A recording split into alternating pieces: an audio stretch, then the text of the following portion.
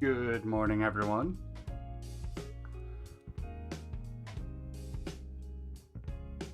Welcome to the stream.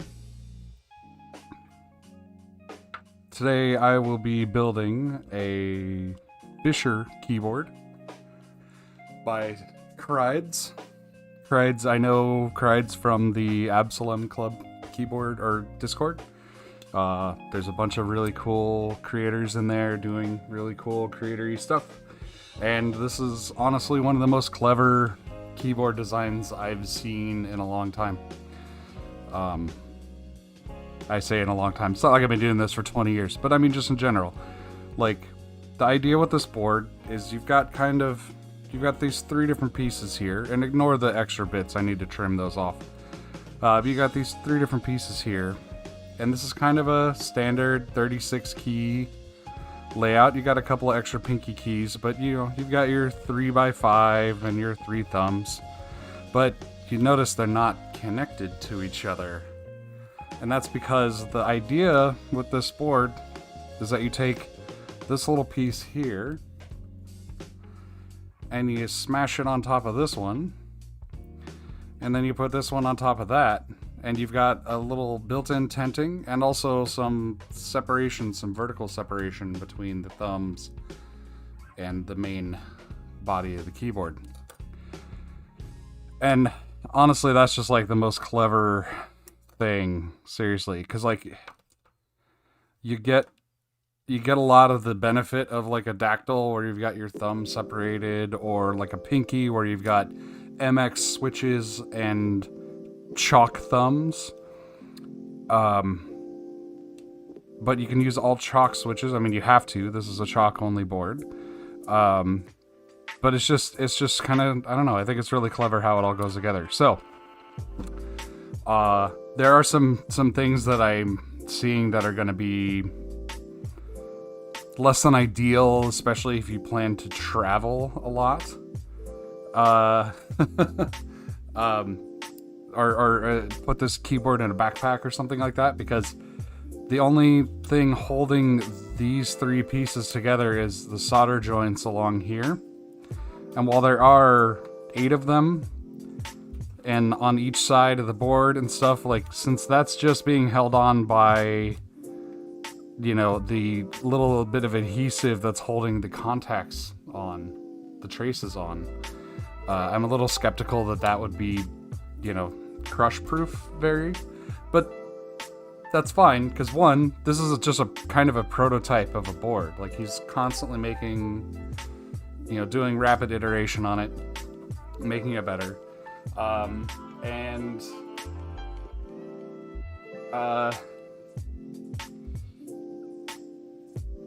You know, it's just, there are ways you can fix that.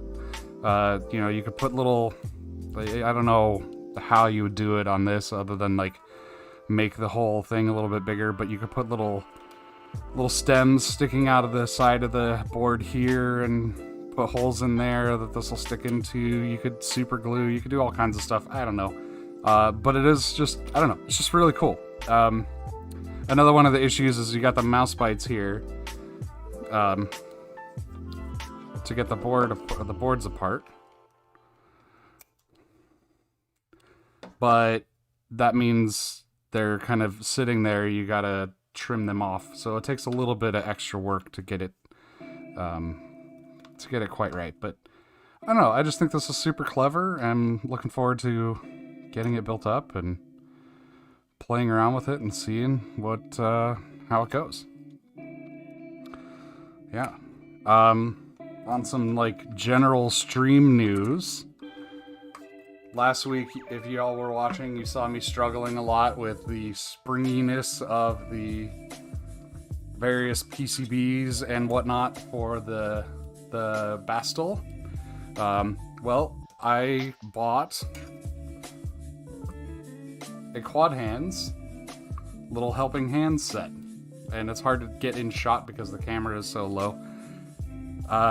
But I got the box. It arrived yesterday. I got the box and I picked it up and I was like, holy crap, this is heavy. This is already great. I opened the box and I saw this just like blank plane of yellow. And I'm like, where are the holes for the legs? Or for the little D's? And I'm like, oh, is it magnetic? It is magnetic. So I already love this thing and I haven't even used it yet. 10 out of 10. Best purchase.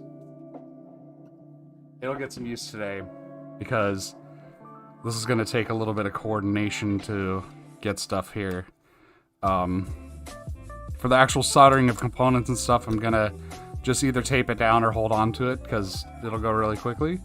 But when I get to like actually assembling the board, it's going to take a little bit of doing. So before I start actually trying to assemble, I'm going to safety glasses.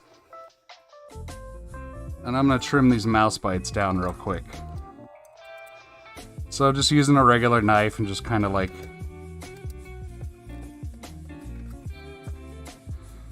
get them flat as much as I can. It doesn't have to be perfect. Just so that it'll try to sit flush against the bottom PCB here as much as possible. So one thing I noticed, or I read about what you can do with this tenting setup as well, is, you know, you can adjust this angle if you want to change the height of the tent and also the spacing of this. So you can kind of like, if you wanted to do it like this or straight up and down or whatever. I'm going to go straight up and down because I'm just worried about I tend to rest my hands on the board. So I'm worried a little bit about the structural integrity. But you could, you know, bend it down a little bit. I don't know.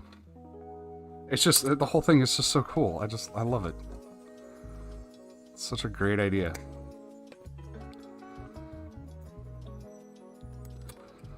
Alright, we got some more mouse bites. Okay. Cool. So I'm actually going to fire up the iron now. So this is a really simple board in terms of build. It's just diode switches and TRS jacks and controllers. There is something here. Not really sure what that is.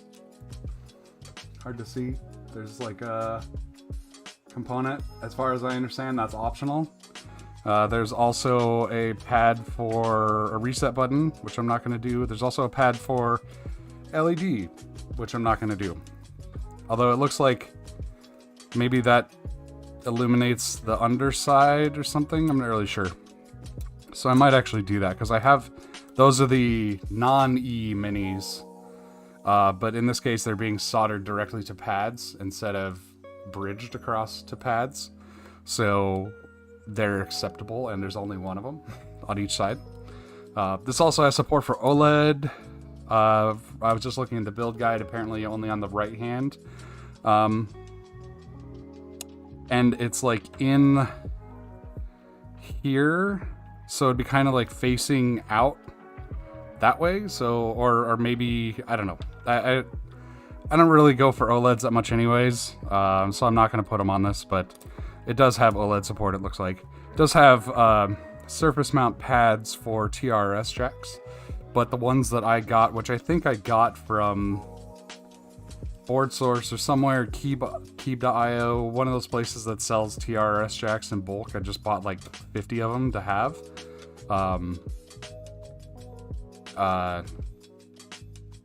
The legs, you can bend them and they work, or at least they look like they will. So that's what I'm gonna do instead of trying to get special surface mount pad or surface mount TRS jacks.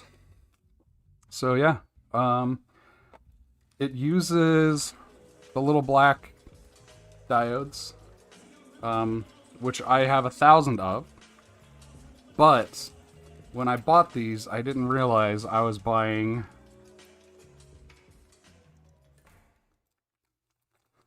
a slightly different size. So I don't know how easy it is to see, but they're tiny, tiny, tiny. Oh, I've got autofocus on. Great. That's not what I want. Sorry about that. They're tiny, tiny, tiny little diodes. Let me see. There we go. Okay. So So I don't know if these are gonna work. I do have 1,000 of the glass diodes from that Board Source likes to use, and I have 1,000 through-hole diodes that I will hack in to make work if necessary, but I think we can make it work somehow. Like, yeah, that fits. It's just tiny. So yeah. I should also realize that this is the top of the board.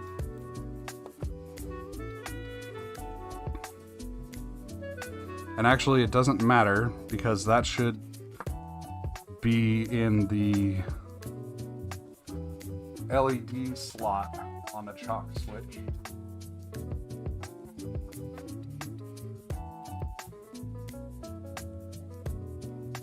Ah, okay. That's right. The extra pad here is for more storage, so you can use it with like onboard stenography. I remembered seeing that, I just didn't remember what it was. Whoops. I really don't like this camera. Sure. I got it from AliExpress. I thought I was ordering the right thing, and they work. I use them. I have them in another board. They've got the little T4 on them. They're just that much tinier, but they're smaller. So, whatever. They work.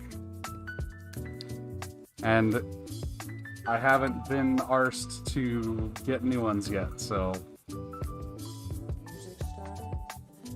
not too worried about it.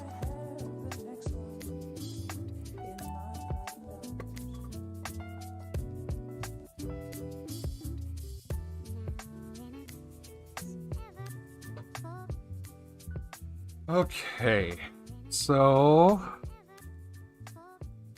diodes, switches, controllers, TRS. We're good. Let's do this.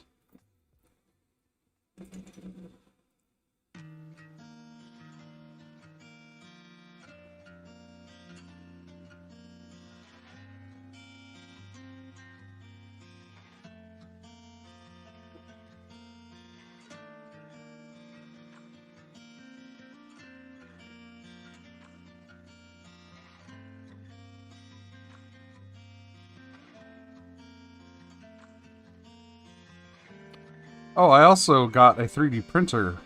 I bought one. It comes later this week.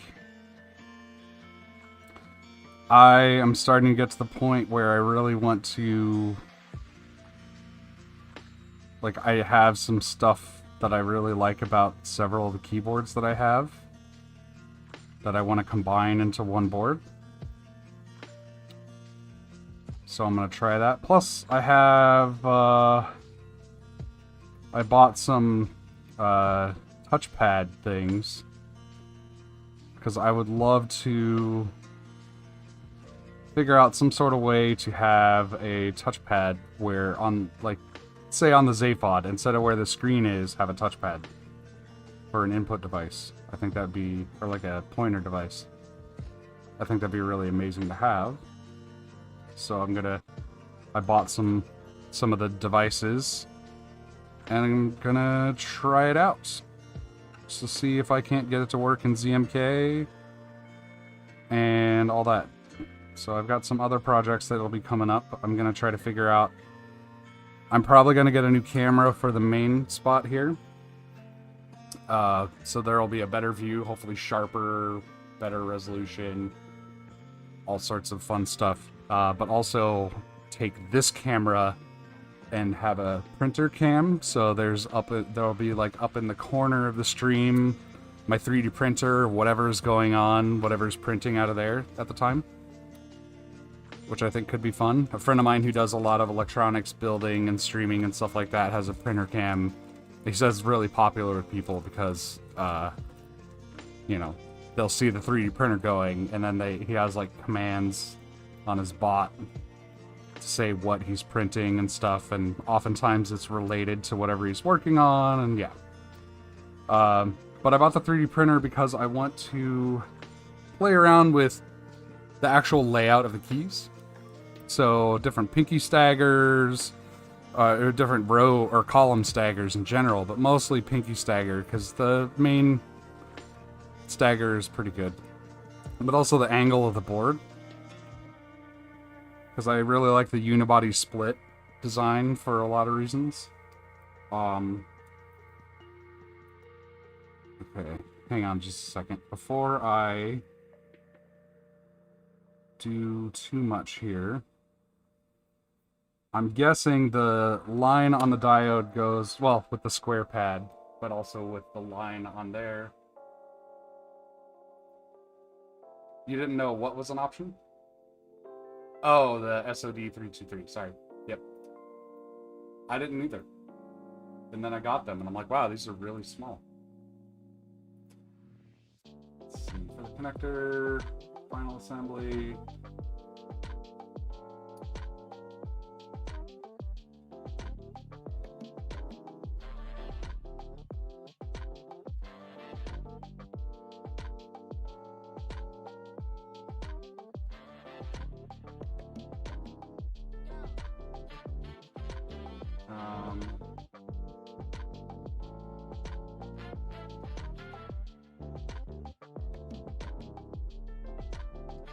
Alpha-P's, do it like other boards with underside pro micros. Sockets first, then diodes. RGB if you have one, reset button, last two switches. I always do diodes first. Plus the diode, my diodes are going to be on top. I think.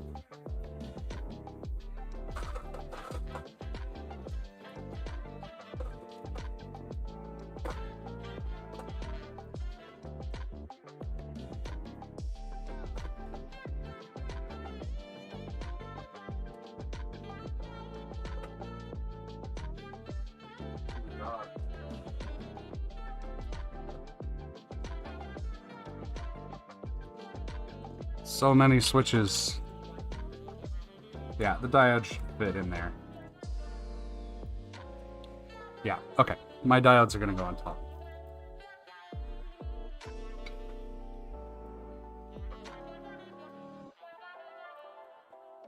So for this build, I'm going to use chalk blacks because that's what I have a bunch of. I bought a bunch of different types of switches before I settled on the robins and whites as kind of my like go-to chalk switches. So I have a bunch of other colors that I probably am never going to use. So I figure I'll put them on boards that I'm probably never going to use.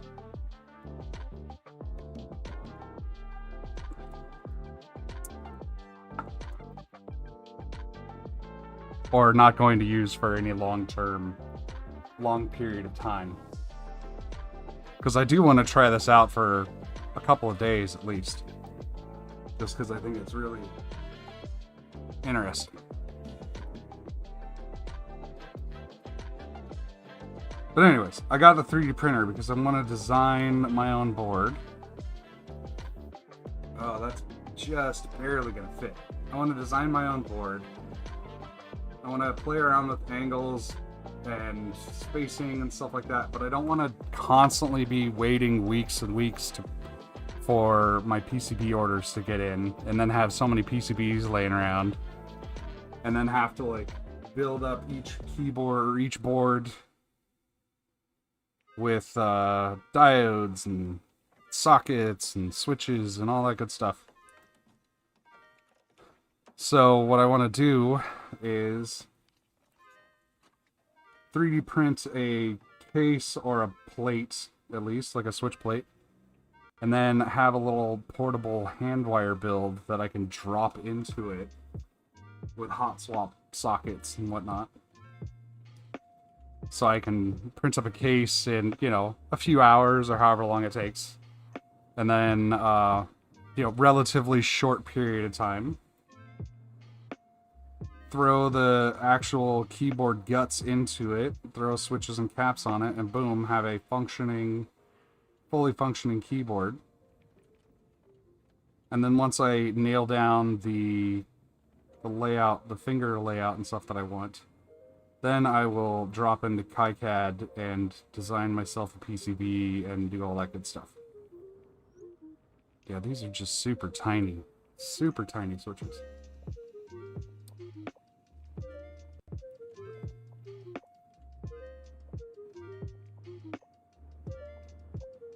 Just embrace big modules and ditch the diodes. I don't know exactly what that means.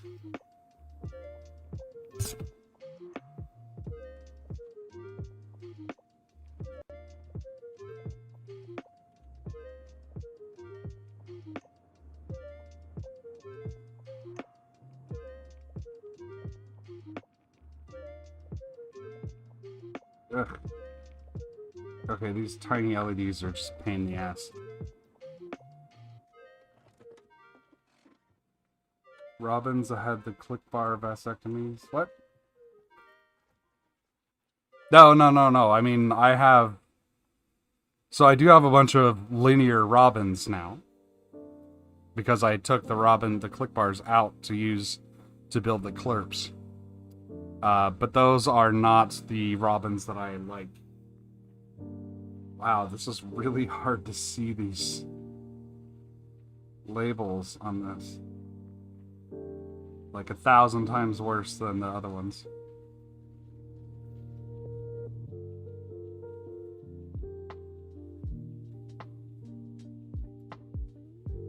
I don't know what I'm gonna do with my linear robins other than I do know someone who wants them if they're lightweight. So if I end up spring swapping the robins and the clerps so that the clerps are basically just recolored robins, I'll probably send those to her.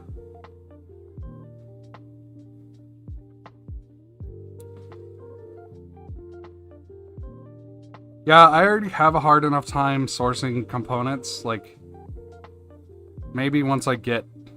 Shit. Maybe once I get more into the actual design stuff, it'll be easier, but I don't... Like, I have a whole bunch of NRF micro PCBs that I don't have components for. I have a Torn that I don't have components for. I have... Because I just don't know where to buy the stuff that I need. The resistors and the... all that.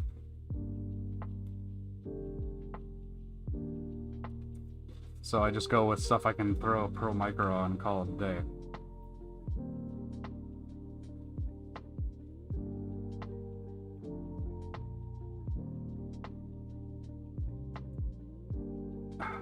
God, I hate these diodes.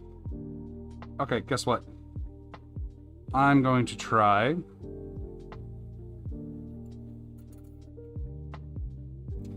glass diodes.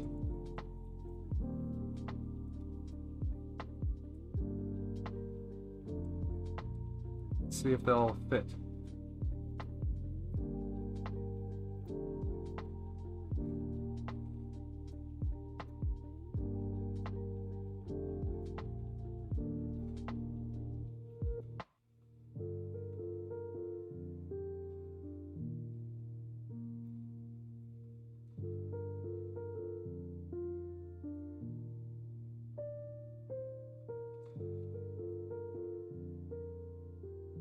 These diodes are hard to hold on to.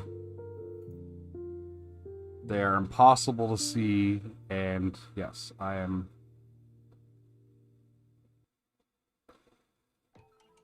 gonna switch to glass diodes.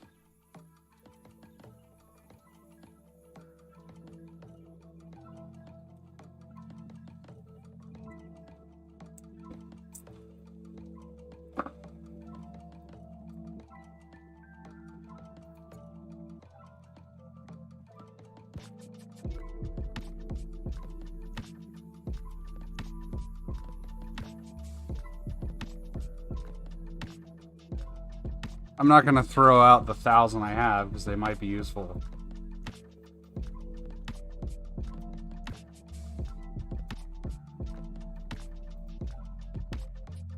Oh, well, see, I didn't get this board printed up. This was a Shoggoth special.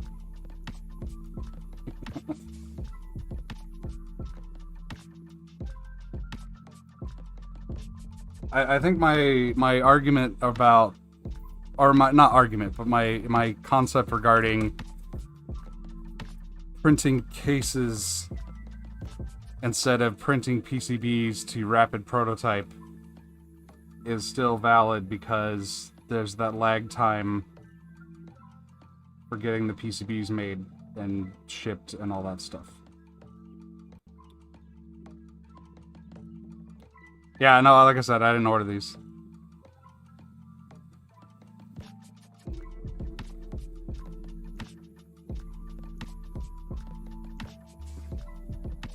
A couple months back, I sent Shagat some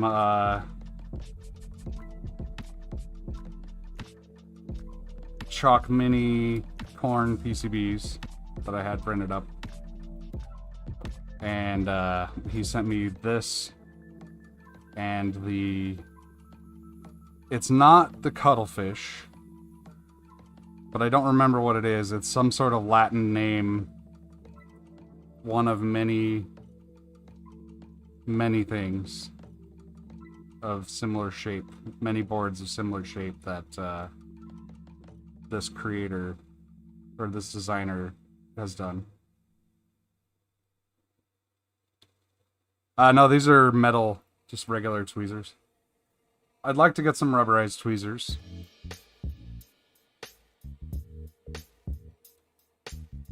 But I haven't had a super hard need for them. I mean, I've definitely had a strong desire, but not like, okay, I have to use rubberized tweezers with this.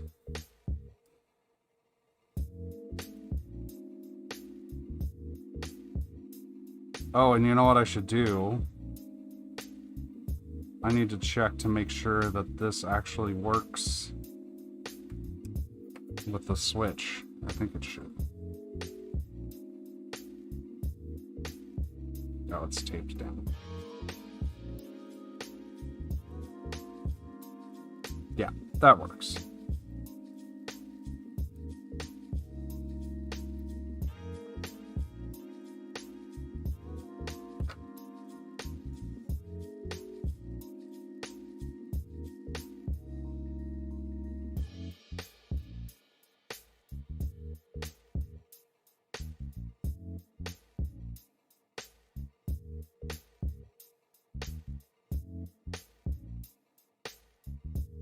Plus, soldering diodes doesn't bother me. I mean, half of the reason I do this hobby is to solder diodes. I just didn't like those particular diodes because they're just too... They've got to be just perfectly in the right spot to actually reach across the contacts, and they're tiny and hard to get the...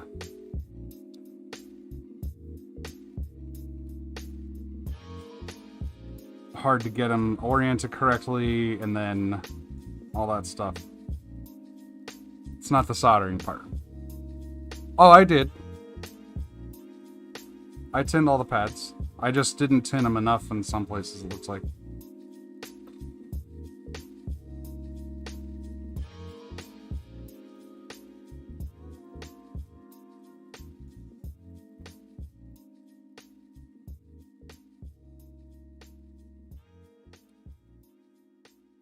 Also because I was expecting to use those smaller diodes, so they didn't need quite as much solder to get held in place.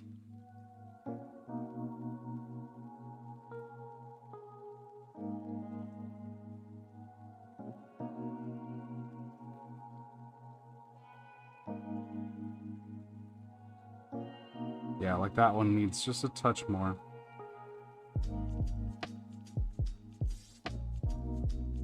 Might as well add a little more to there too.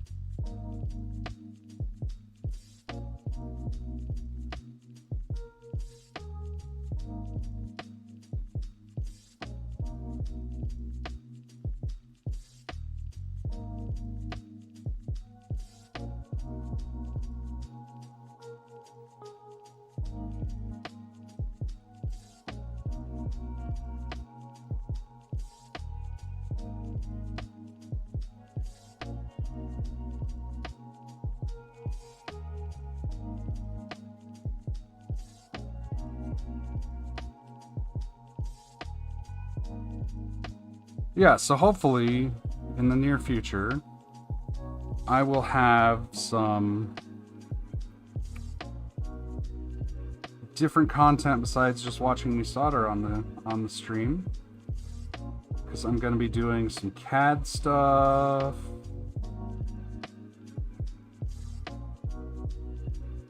I'm going to be doing some slicing and 3D printing. I'm going to do a hand wire build. I already ordered all my sockets and my little single switch PCBs.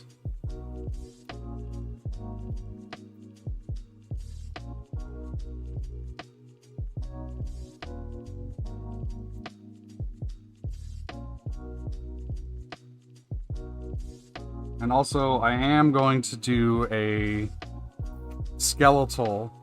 So this is the Bastel, or the TBK Mini. The skeletal is basically this with one less column. And I didn't realize it, but the board itself is totally open source, or the case is totally open source, so I can just download the files and print it. The main thing you get when you buy it from TBK is you get the PCBs, and that's the part I didn't want. So I'm going to print my own skeletal and then do a hand wire build with it. Just as kind of a comparison of, hey, look, so I did this once before with the PCBs, but now I'm doing it hand wire, and this is how it was better, this is how it was worse, that sort of thing. And also it gives me something to print, because that's something I'm gonna struggle with a little bit, is what do I even print? And am I even getting these on the pad?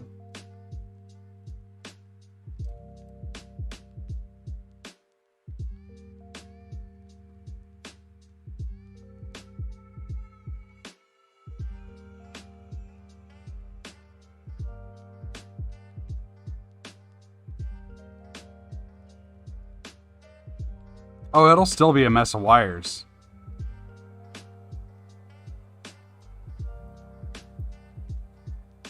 But at least for the one I want to be able to transport between cases very easily, I'm going to do hot swap sockets, because I want to be able to rapidly disassemble and reassemble without soldering. I mean, I say rapidly, like, it's not going to be like, okay, I just pull this out and plop it in the other one real quick. I mean, it's going to still be like an hour probably ordeal, but it'll be a lot faster than resoldering everything. Okay, I swear, every time I start a build, I need to relearn how to solder.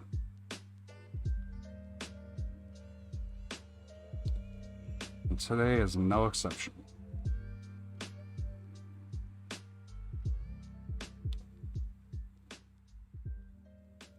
Another thing I'm going to be 3D printing is an artsy keyboard. And then hopefully soon there's a artsy keyboard called the... No, I don't remember.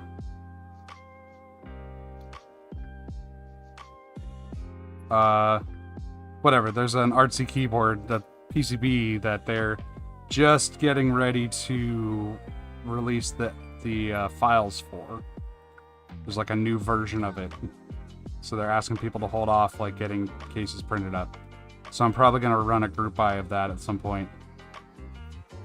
And by run a group buy, I mean just kind of like, hey, you know, if you want one, fill out the form, and when I get them, I'll invoice you and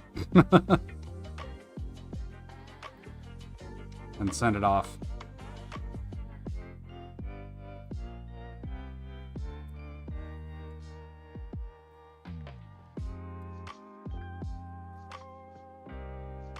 What, Kaz, you don't have, you haven't hit the subscribe and the bell? Don't forget to like, comment, and subscribe, and smash that bell so you get notifications when I go live. Or whatever. Am I doing it right?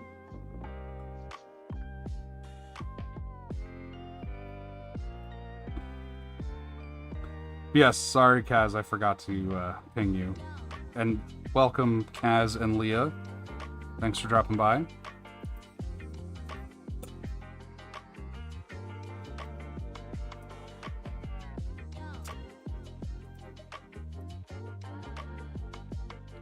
So you may be asking yourself why, or wanting to ask me why I'm using tape instead of my fancy new helping hands that I got, and that's because for this kind of thing, I feel like it's so much easier just to have this flat on the desk and held in place than to have it floating in the air and held loosely. I may also just be a little bit traumatized still by previous iterations of helping hands tools that I've had, so I don't trust it yet. So I'm not ready to do that. But, like I said, it will get seen later. It might even get seen when I do the thumb.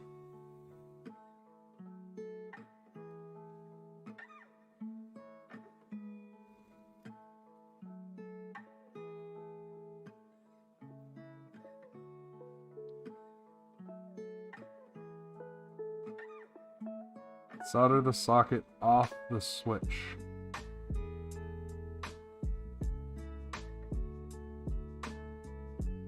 Oh, you're saying if it's just like a free-floating socket. I got PCB buddies from Board Source. So there's like a little mini PCB that's got a socket,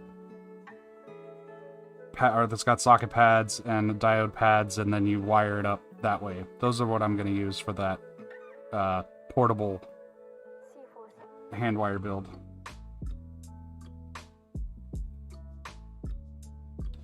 For the skeletal, I will probably pure hand wire everything just for the fun of it. Yes, this is the one with the weird thumb cluster. Yep.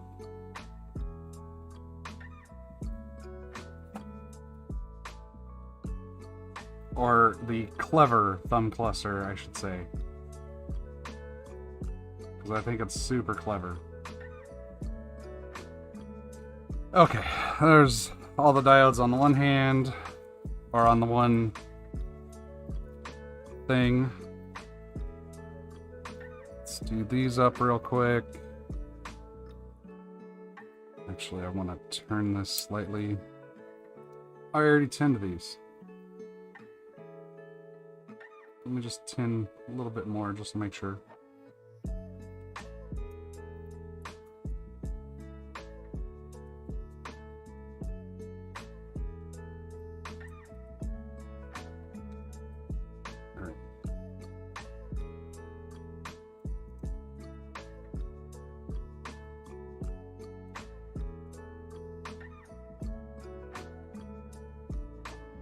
I'm also going to be, when I get that, the artsy board case printed up, I'm going to hand wire that, but it's not, that's like almost cheating of a hand wire. Like, I almost don't even want to call that a hand wire because there's no diodes. It's 8 switches. You just wire it directly to the board or to the controller. It's fine. But there are OLEDs, or there is an OLED involved. So there's that. But it's going to be mostly hot snot and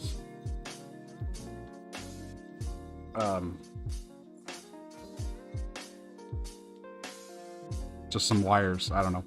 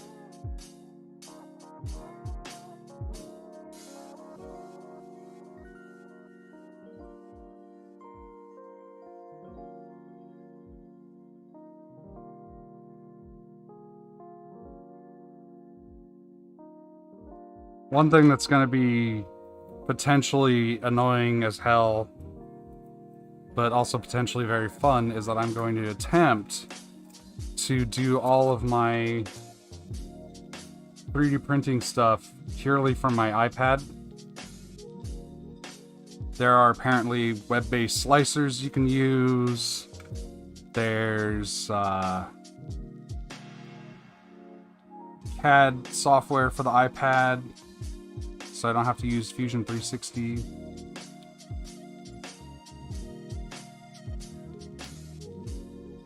Or so I'm not like tied to Fusion 360. Since actually printing is just copying some files to an SD card or to a thumb drive, I can do that from the iPad because the Files app has support for that now. Yeah, it should be fun.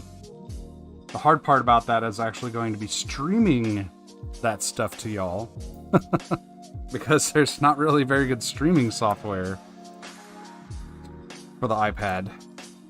Or I'd probably be using it, but we'll see. Okay, so I've got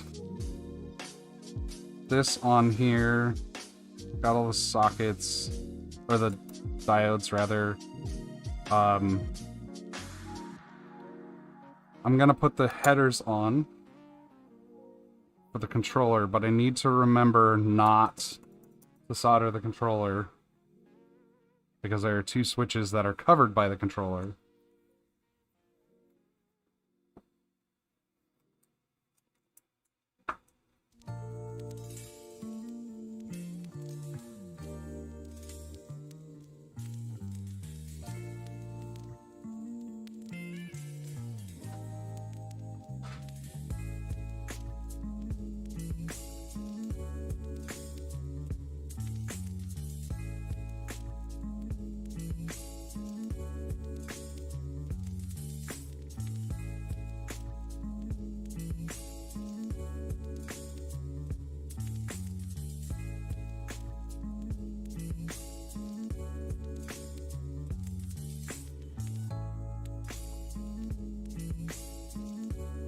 Well, I only had one Pro Micro left, and I abhor mismatched controllers.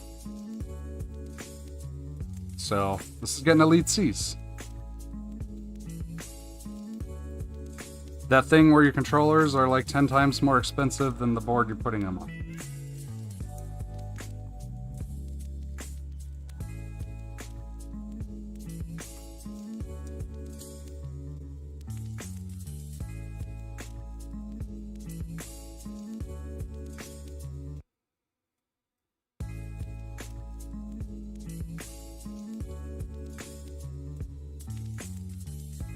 Meh.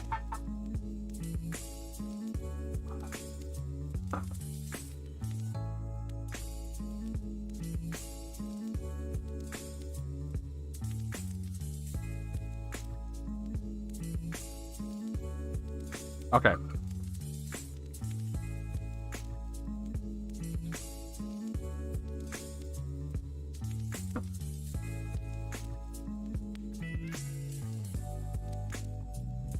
You know, actually, I don't even know if I need the plate just yet, because I can magnet these to my light mounts.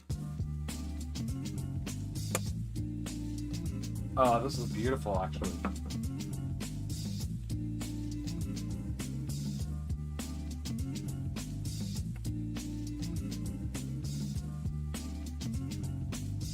And I say light mounts, I mean the, like... I have these posts that go on my desk that have a flat plate on the bottom. And they're just blue taped to the build mat. And that's where my lights are mounted to, and also the camera. Ugh.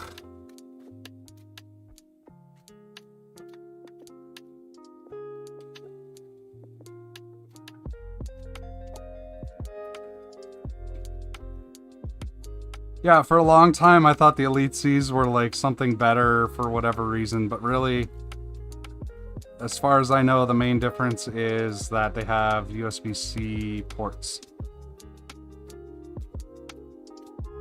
And for most boards, I really don't care about that because I have magnetic tip USB cables for my keyboards.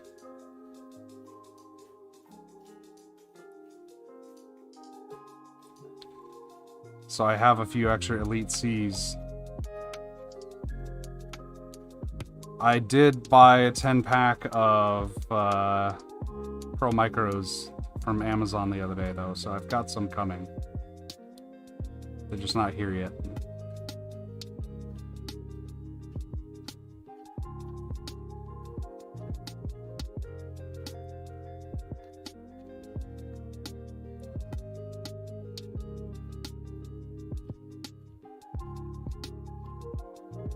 So, Crides, you were talking about using some other Bluetooth thing that has more pins, or just get the controllers directly. What kind of parts are you talking about here?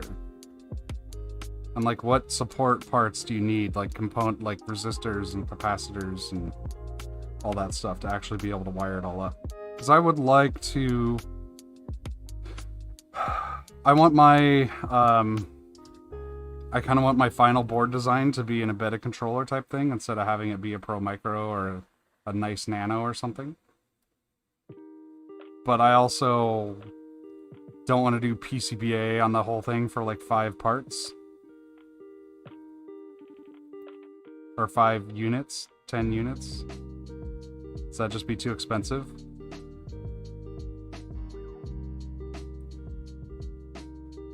And I just have no idea what I'm doing from the hardware side of things. Because I know there's like the NRF something something that the NRF Micro uses.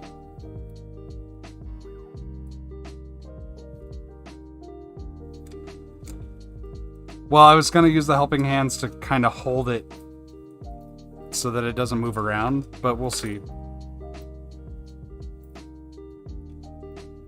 Okay.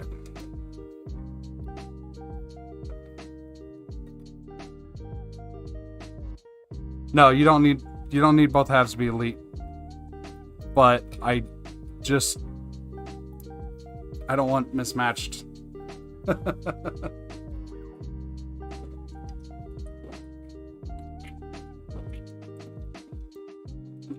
I don't want mismatched parts. Controllers. And I have these elites, I might as well use them.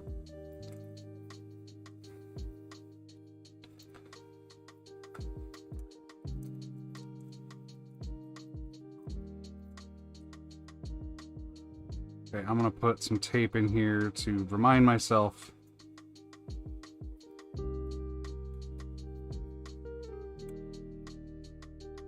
No. Alright, I'm going to do up the diodes on the other hand.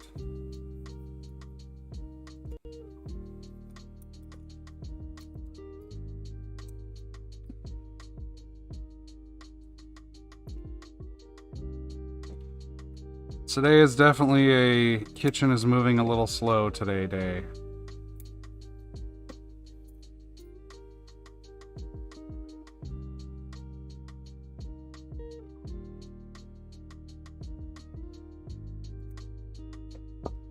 Okay, $42, that's not bad. I mean, if you consider the time.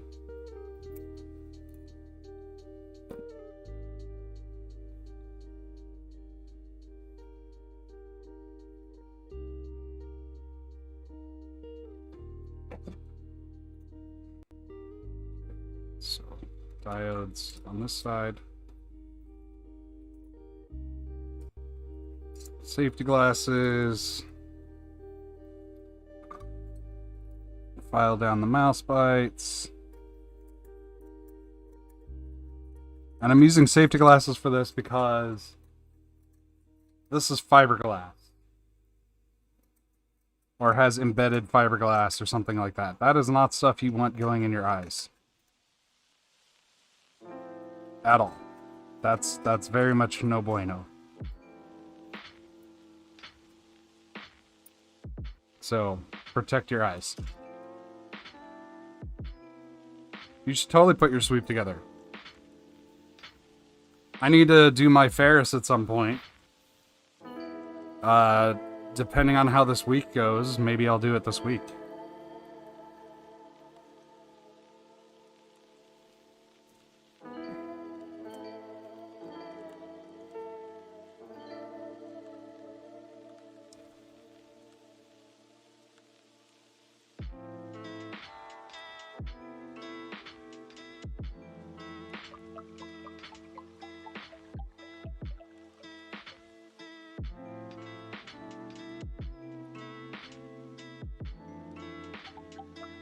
Yeah, I'm not expecting to do a large volume on my board that I end up designing because I'm building it for me primarily.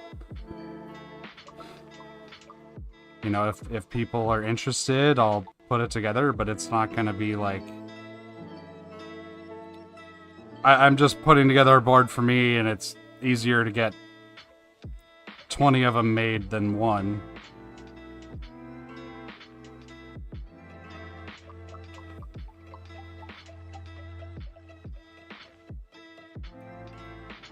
But it'll be months before I get to that point anyways. I have a whole lot of stuff to learn between now and then.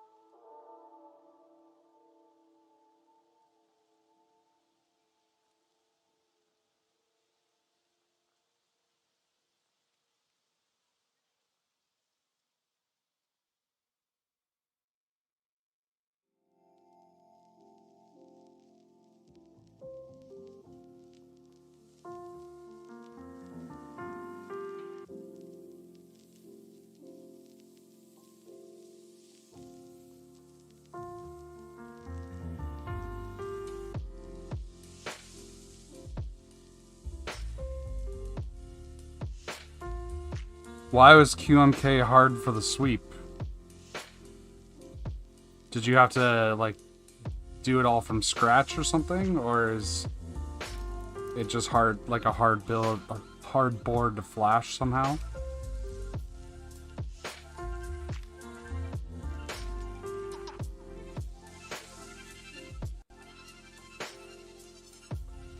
Yeah. Come back here. Come back here.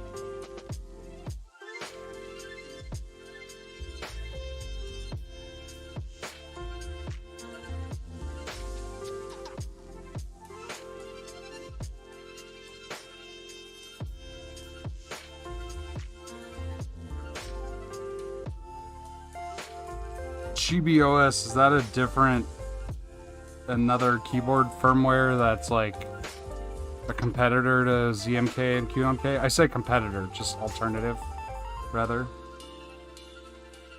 In my opinion, it's not really competition, it's just different.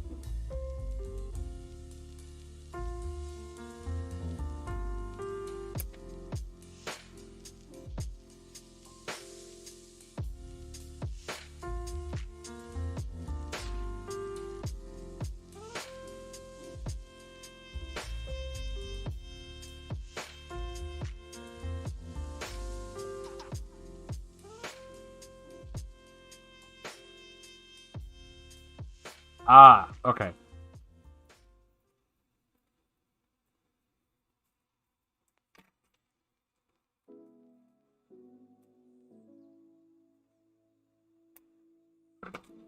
That makes sense. As much as the concept of a real-time operating system makes sense to me, which really doesn't yet.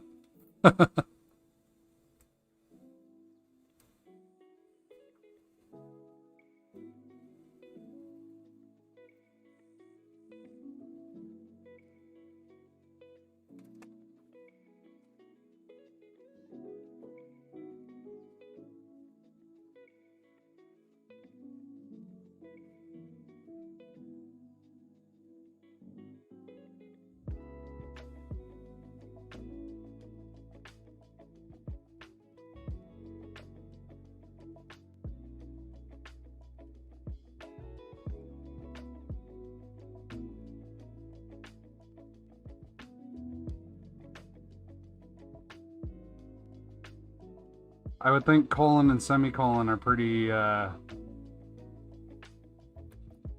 important keys to have on a keyboard.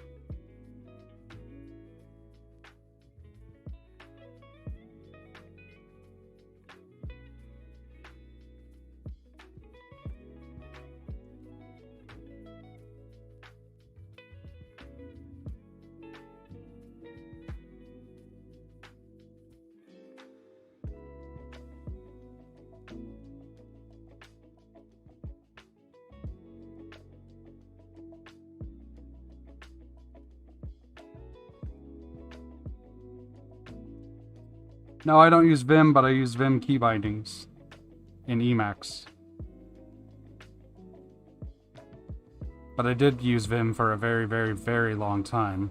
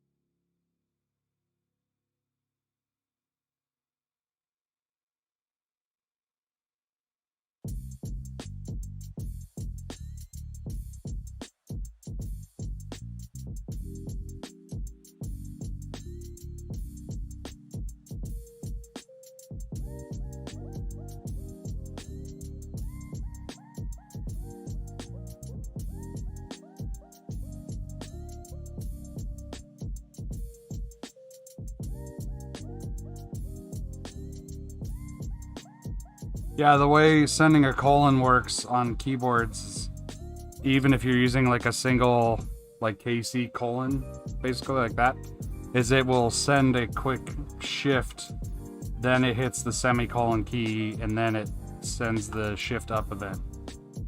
So it's still using shift in the background. So if you have a key mapped to semicolon and you hold your shift key and then then semicolon, that should work fine.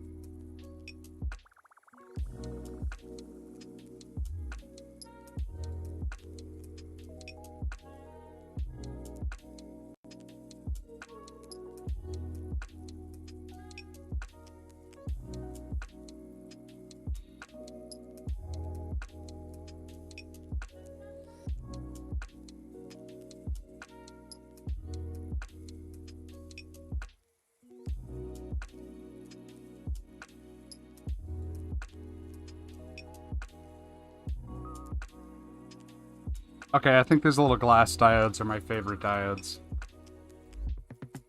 I had a bit of a... Didn't like them too much at first, for a little bit. But now, I think they are officially my BFFs.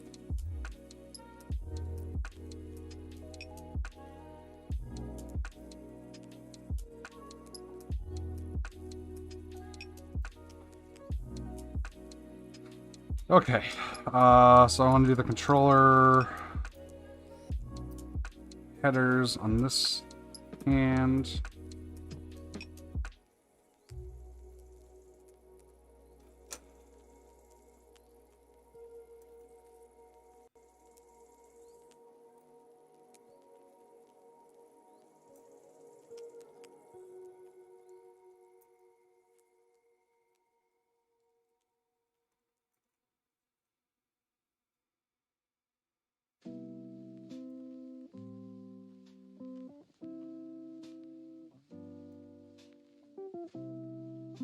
Whoops.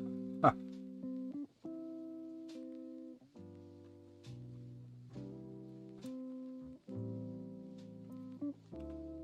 Kaz, I'm surprised you haven't commented on my nails. Although I guess you've seen them already.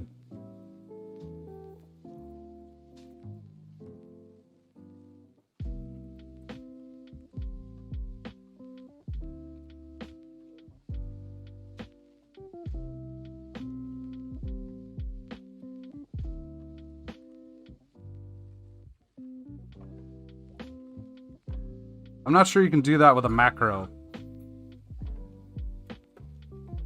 Macros are evaluated at compile time.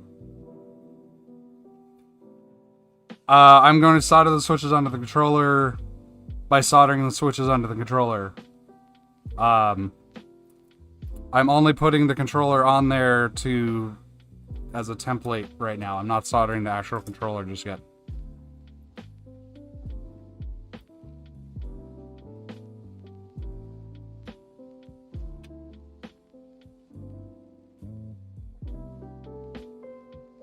Oh yeah, these helping hands are great. They're rubberized.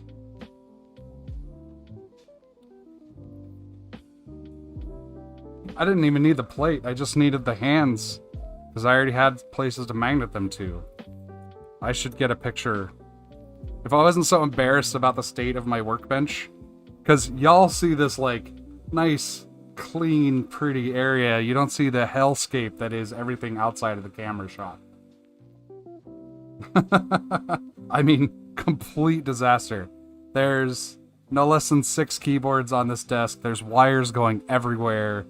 There are random parts. It's just a disaster.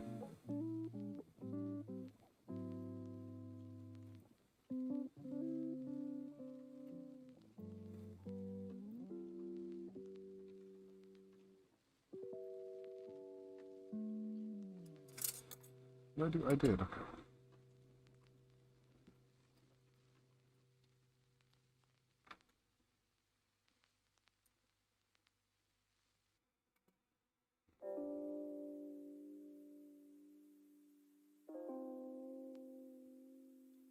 And the fact that my lights and camera are mounted to the desk. Not even to the desk, but to a mat that's sitting on the desk with blue tape. But it keeps it from the view from wobbling when I wobble the desk, which is a lot, so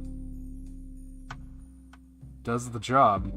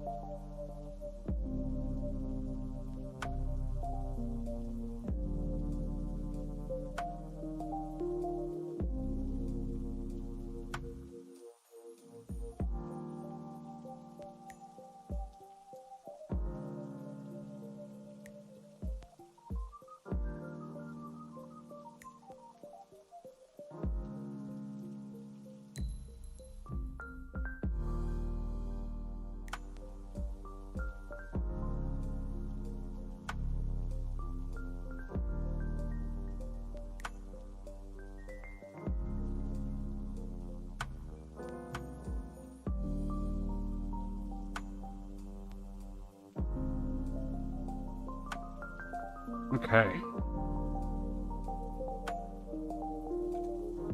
Now it's time for switches.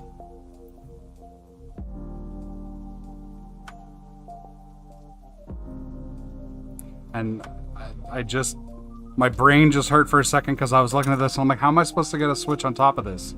But I remembered that the diodes are actually on the top. So this is how I'm going to get the switches on top of that.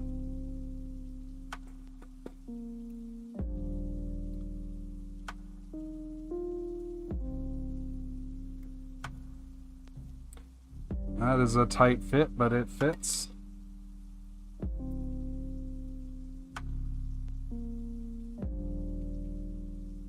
Also, I will say, big thumbs up to these footprints. They hold the switches very nicely. Means I can put all the switches on and then flip it over and not have them all fall out. So much nicer. And that's not throwing shade at anyone. That's just like, I think, a recent innovation that I've seen.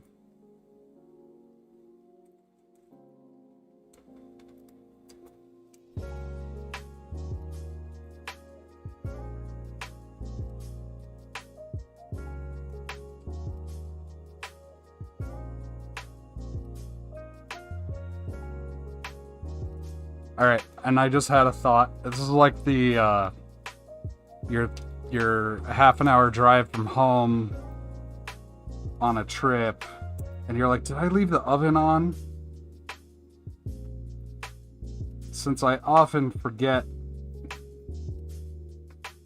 one half of the switches, or the diodes, on a column, because I just miss it. And it's going to be really hard to fix that because I have to desolder the switches to get at it.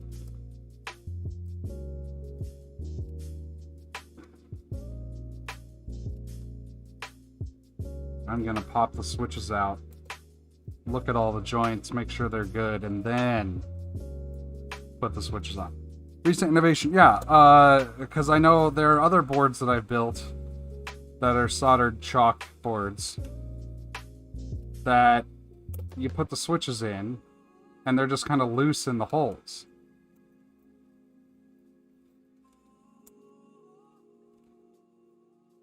So when you're putting the switches in from the top and you got to flip it over to solder them, half of them fall out, or you need to put a piece of paper on it or something like that. And it's just like, what? It's pretty annoying. Okay, so I got this one all done. Okay. I was pretty sure I did, but, you know, I'd rather find out now before I solder the switches on.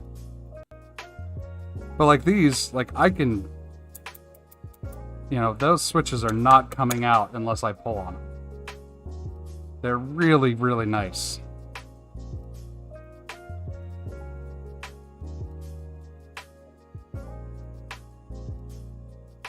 Really nice.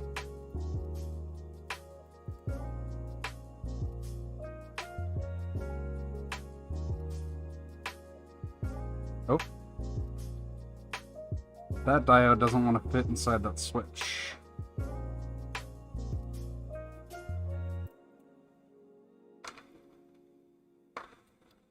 Why not? I think it's just a little too much solder. So let's scrape some of it off. Ha ha ha.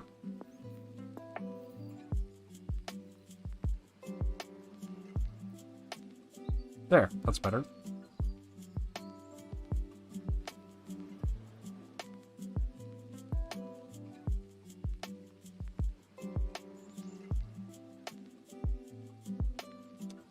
Okay. There's another one with too much solder.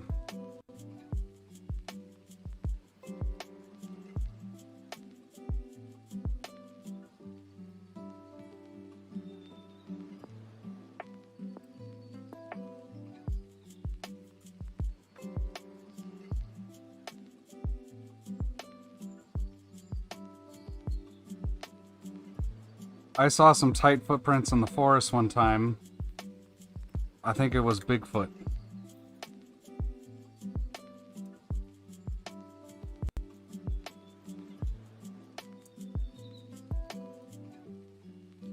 I tried to get a picture of him, but it was just blurry.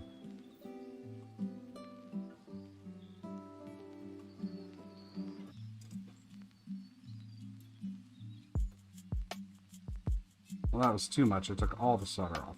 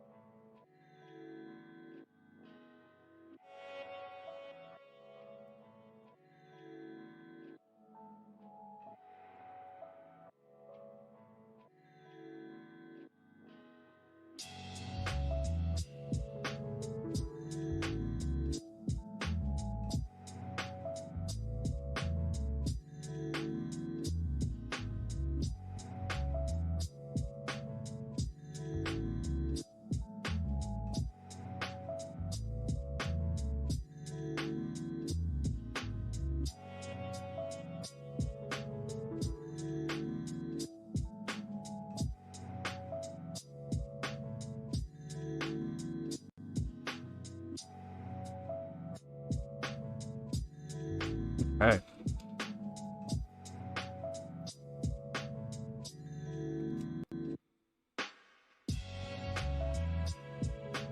Just to get some practice using these.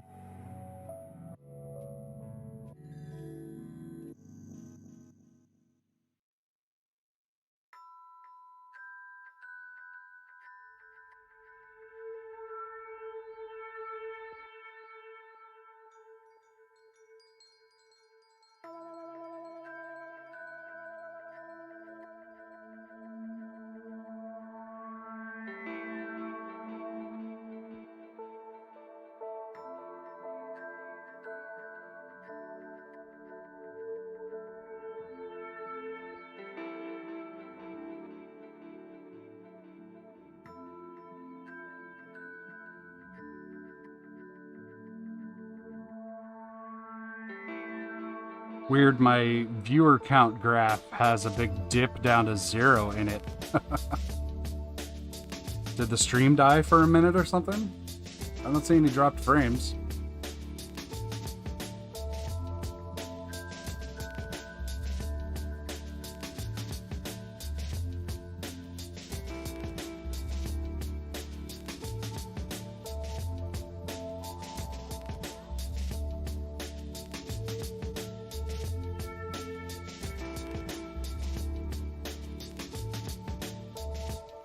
Maybe YouTube didn't like my Bigfoot joke.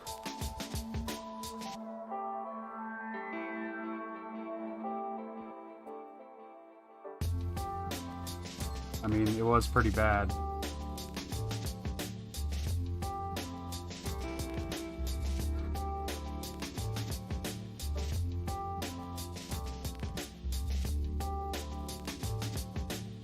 Huh.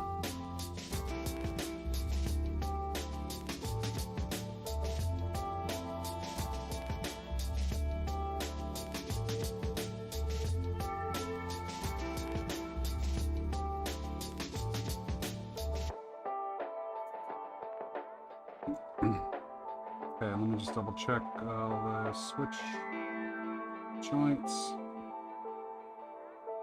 Okay. Crides, is this in the main QMK repo? Like, can I download firmware off of the configurator for this?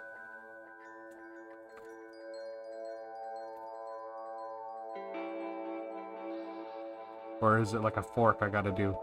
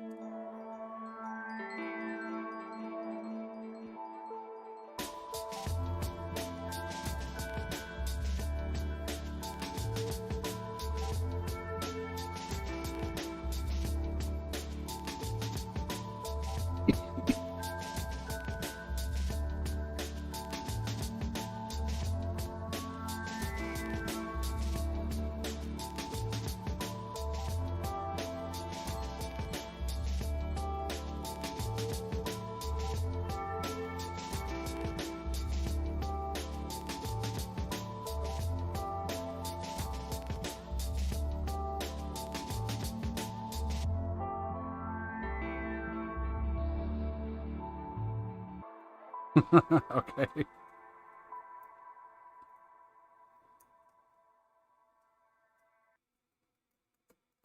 Well, so far so good. I am going to just flash these with some firmware. Doesn't really matter. My normal MO for this is to flash firmware onto the controller, and I figure if that works, then the controllers will work forever, and if it doesn't work, throw it out and get a different one.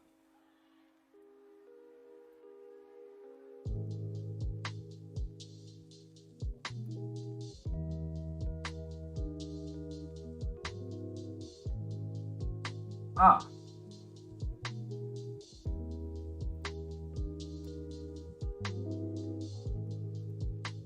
So, I'm just checking Discord real quick, and I got a message from Crides saying that the stubs I was talking about on, for this part, he was saying the previous version had them, and they were so tight he had to hammer them in, so...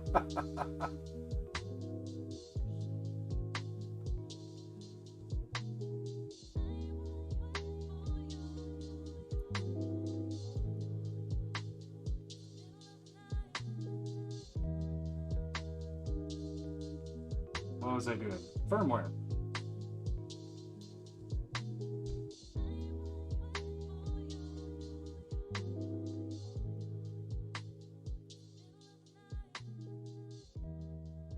Okay, I am going to throw my...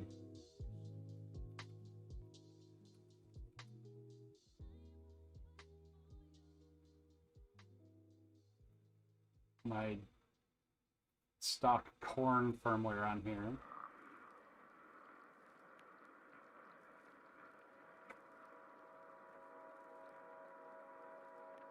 Okay, so that worked, looks like.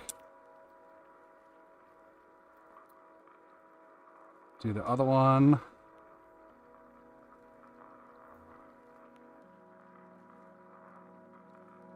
And that works too. Okay, so we have 2 functional controllers. Now, normally, what I do is I take these little black pieces off here so I can get it nice and flush against the board. But since I've got legs sticking up, I don't want to get it super flush against the board because there are components underneath here. And I don't feel like messing around with stuff, so I'm just not going to. Let's see, raw, ground, reset. Okay. So this goes that way. Let me just double check. Got 2 grounds on the left. D1, D0, D4. Okay, yeah. This is the right way. I have a feeling these are not reversible boards. So this one will be the other way around.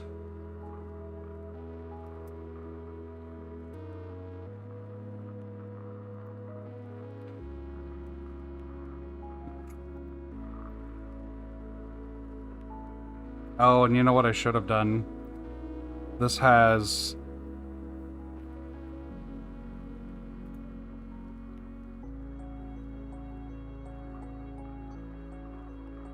This has OLED enabled, so I'm going to have to disable that. That's fine. It's just 90% of why I flashed them is just to make sure the controllers were functional.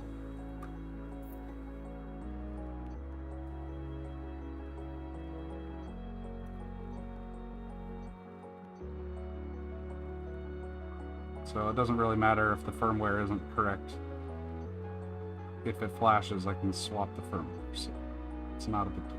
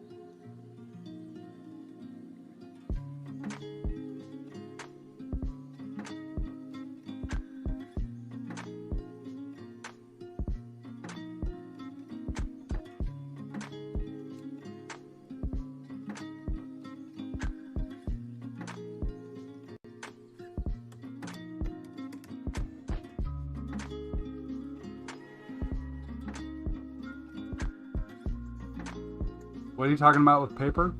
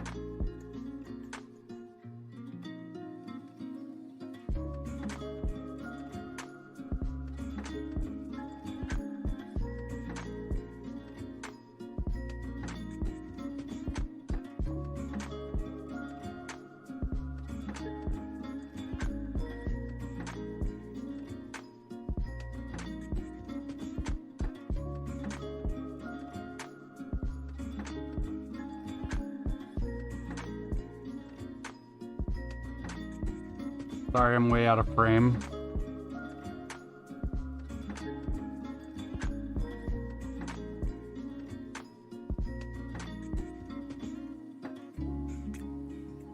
Oh. Yeah, no, I would use electrical tape for that because it's easier.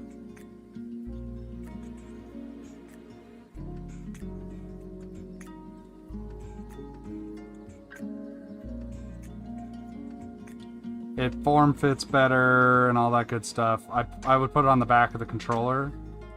Like when I do OLEDs for builds, at least for Kyria builds because they have the bigger OLEDs, I use electrical tape on the back, even though Kapton tape is nicer looking. One, it's on the back of the OLED so you don't really see it, and two, I think it looks nicer because it fits really, it like form fits really nicely to the back of the OLED.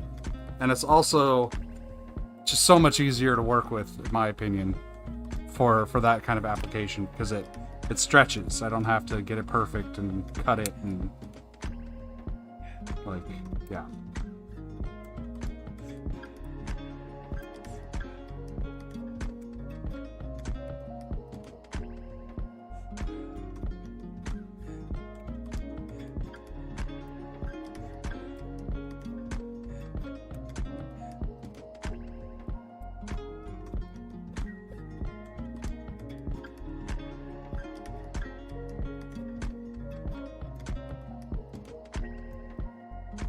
Yeah, in this case, I just have... There's enough gap. I don't know if you can see that. Too many windows open right now. There's enough gap, yeah, you can't see that, between the bottom of the controller and the top of the stuff sticking out because of the little black bits on the solder, on the headers. That might change when I go to the other side because it's upside down. But we'll see when we get there.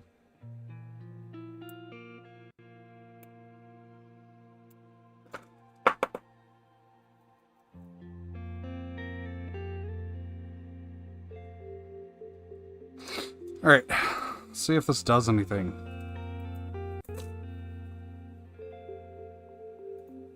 Probably not going to be right, but it should do something. It doesn't do anything. Nah.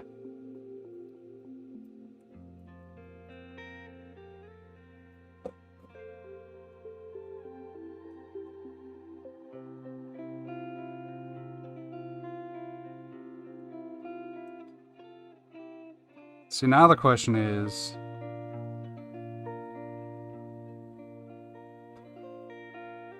And I think I already know the answer. I was going to say, do I put this on this first? Wait. If only there was a guide. Let's see. Final assembly. The middle piece can be angled however you want to achieve different heights. And thumb alpha positioning. Use solder balls on the alpha and thumb pieces to sort of hold it before adjusting. Actual steps. For the connector on the bottom side of the alpha piece and the top side of the thumb piece, add a lot of solder to both pads at both ends. Place the middle piece, adjust the angle to suit your hands.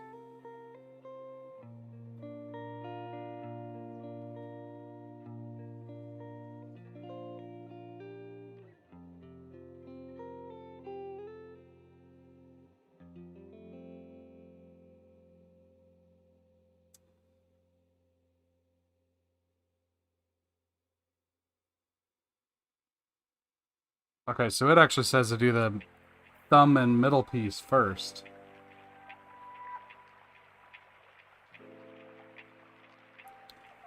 But it's saying to figure out the angle you want with just tacking it in place. Take the top off. Okay. So, yes. I think I see what we're doing here. So, it wants me to just kind of tack this on here. With a ton of solder.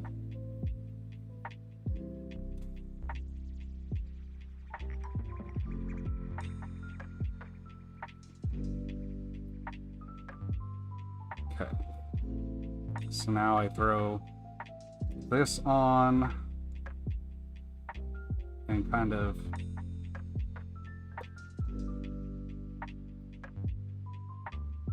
do that. Oh, that is a thing. Okay.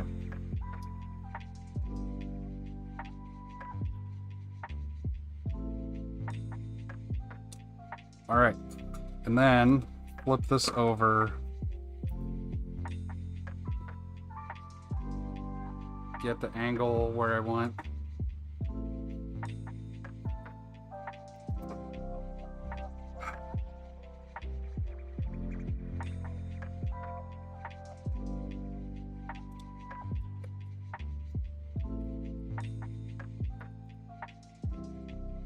Okay. Sorry, I screwed this up a little bit, but we're good.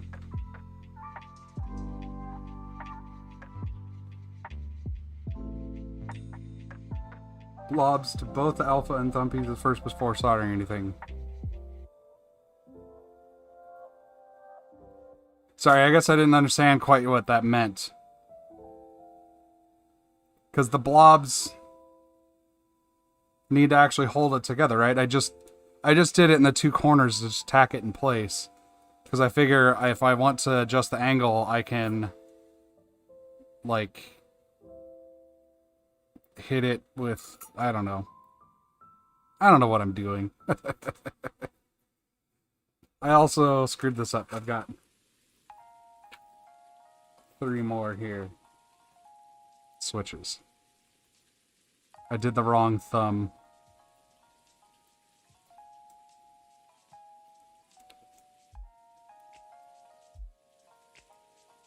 And actually, I don't even think I soldered that thumb, did I? Oh no, I did. Okay.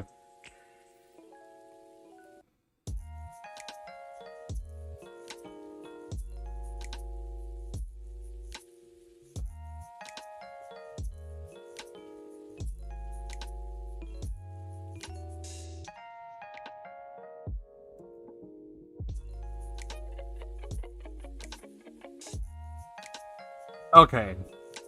I think I see. They just keep it from sliding this way while you kind of shift the angle. Okay.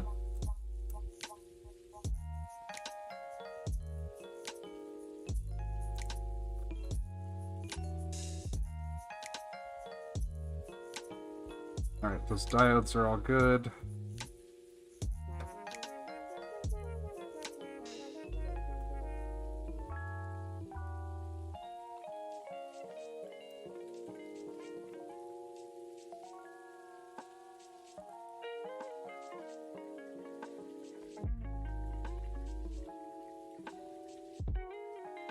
Okay, so let me do the blobs on the bottom then.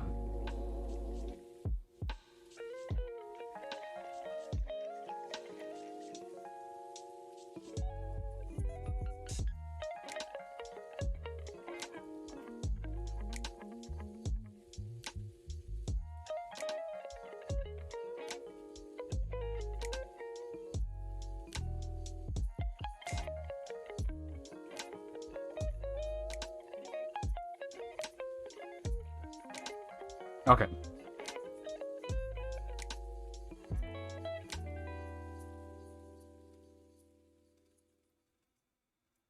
I like it. Wow, these are really heavy switches. Oh my god. Yeah, I like it. I think I'm just gonna stick with this.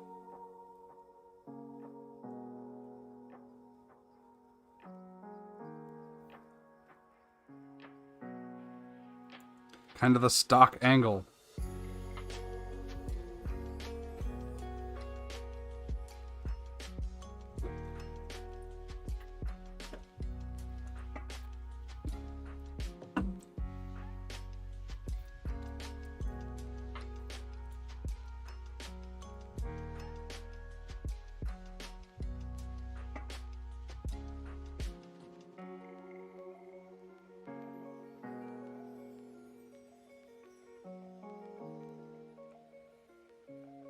Okay, whoops. Before I break yet another tip.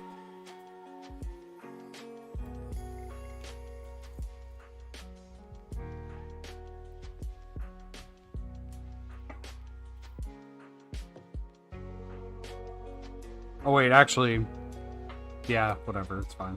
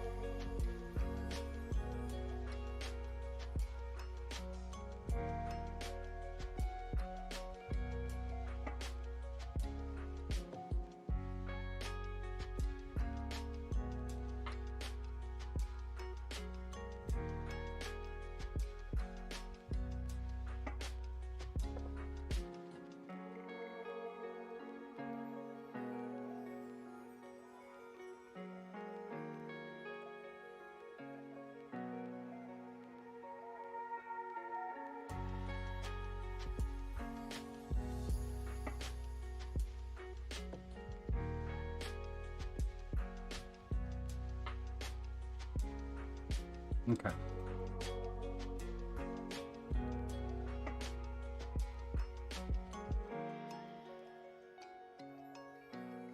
Oh yeah, I know. I was just tacking them together.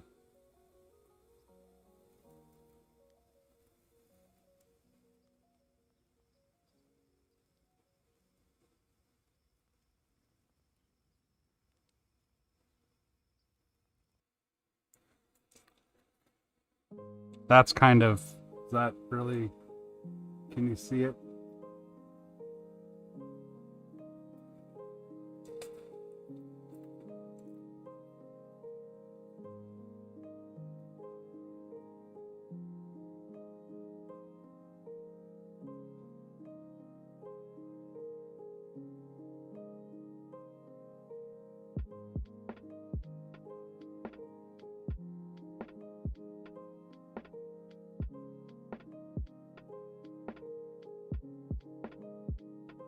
Oh.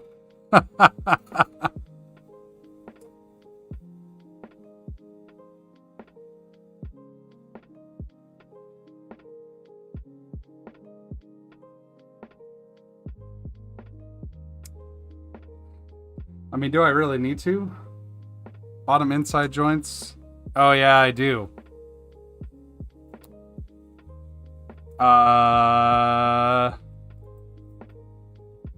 I can get in there. If only I had a helping hand tool that could hold that up.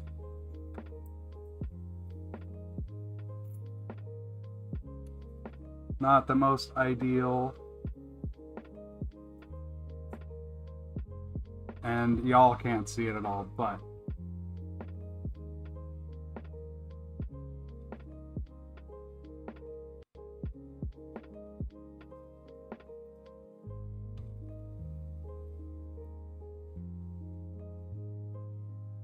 There we go.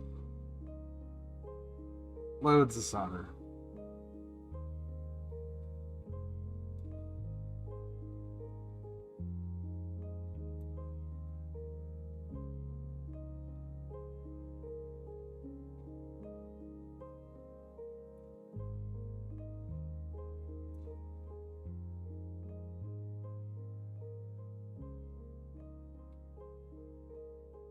You know, I kind of feel like creators, like board creators watching me build these boards must be similar to watching that QA engineer or QA versus engineers square hole video. Because I'm not following the directions, I'm just like going by seat of my pants here. It's like the guide says how to do all this stuff, and I'm like, oh yeah, there's a guide.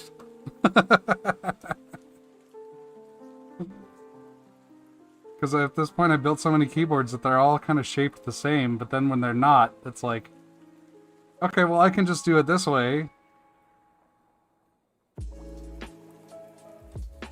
In some ways that's probably good for the designer because they see how people who... how people are gonna fuck it up. But it's probably frustrating to watch because you're just like, why are you making it so hard for yourself? I'm just like, I don't know, I'm just having fun.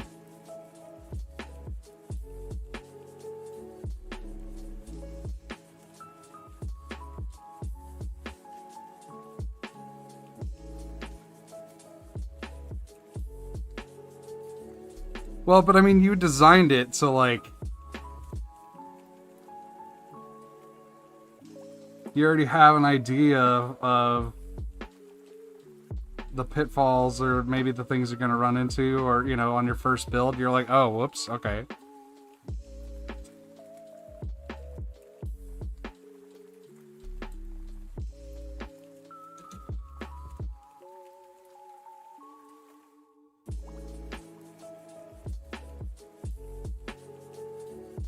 Driving by Braille.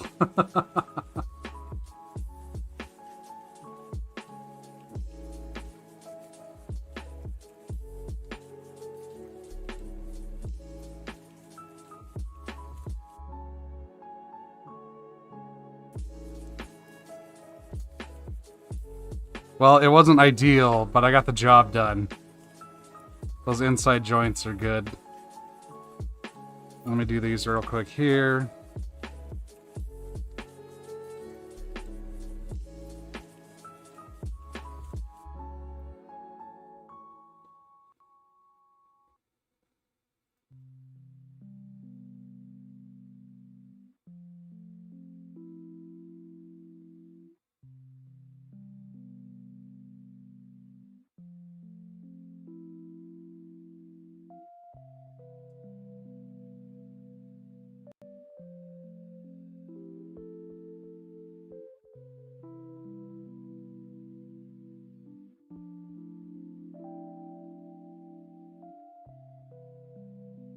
I don't need any extra components to put the LED on here, do I? I just slap it on there and call it good?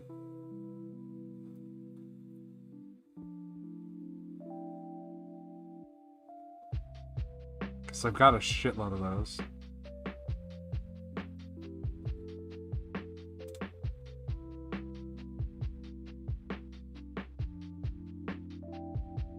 And I'm assuming it goes under the board, not on top of it. Because on top wouldn't make a lot of sense, because it's just like, here, let me blind you while you're typing. Or maybe that's the point. It's to keep you from looking down at your keyboard.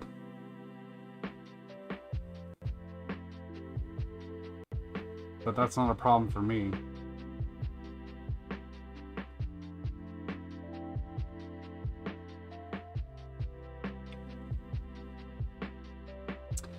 Just like diodes or resistors or anything, if I want to put the LED right there. Is that even in frame? Oh, you can't. It's in frame, but you can't see it. If I, because that's a spot for an LED, right? Right here, those 4 pads. I think I should just be able to slap. Oh, it's meant to be on top, really? Huh? Like right here. It's supposed to go shine upward into your face. To me, I feel like it would be better going down.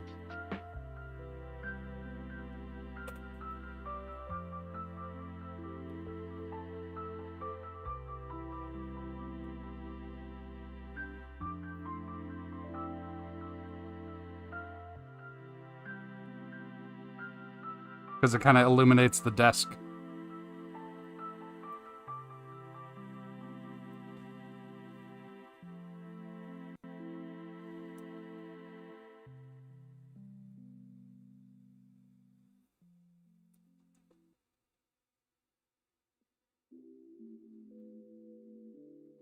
Oh, so yeah, I don't look at the screen either.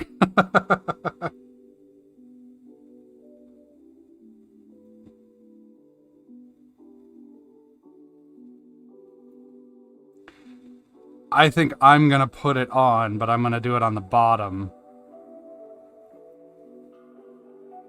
Just to be a rebel.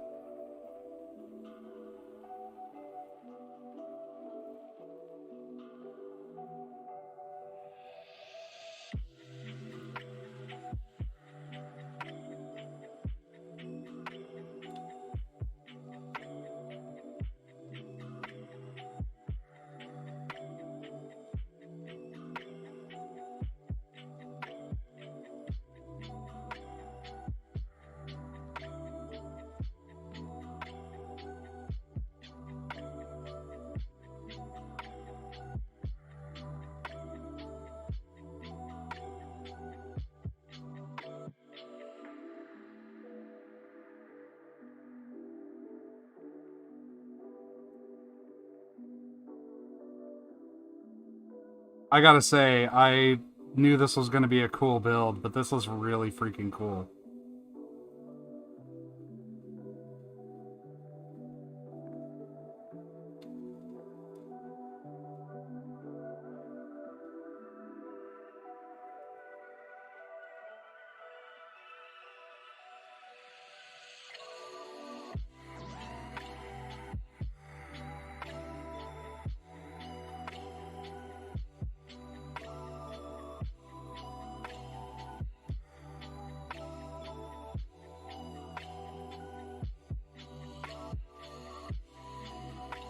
I don't look at the build guide. I don't follow the rules.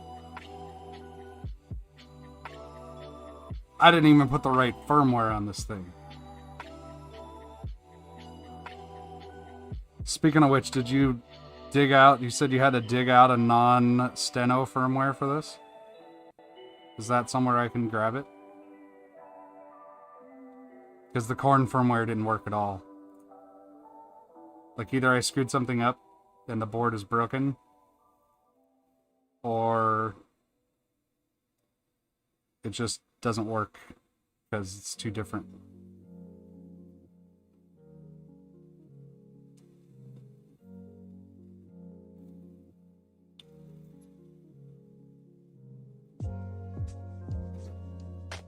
Also, I know I'm not the only rebel.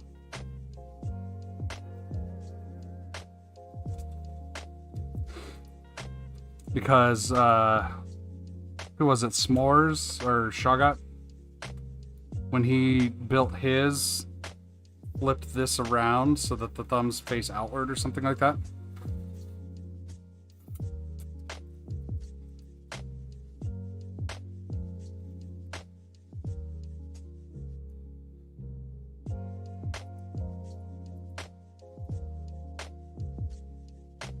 Yeah, no worries. I've got more to do. Let me go get my rebellious LEDs.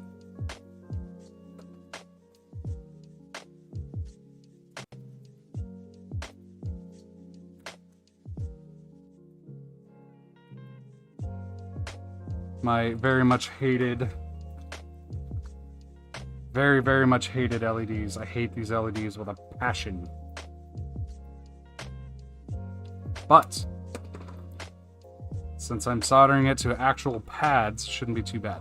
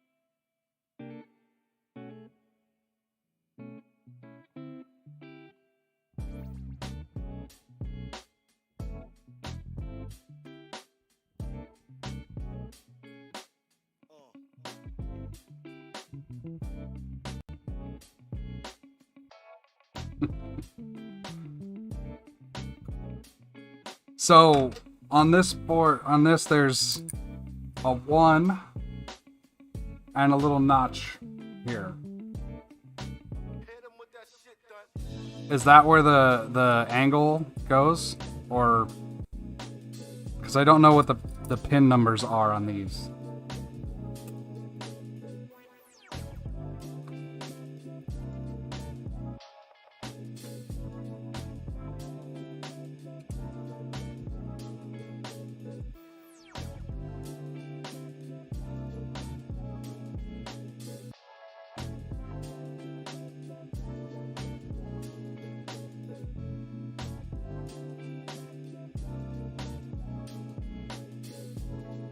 Notch is opposite of 1. Okay. So the notches with that line 1 is opposite. Okay. That's what I thought. Just wanted to double check. Here comes the fun parts.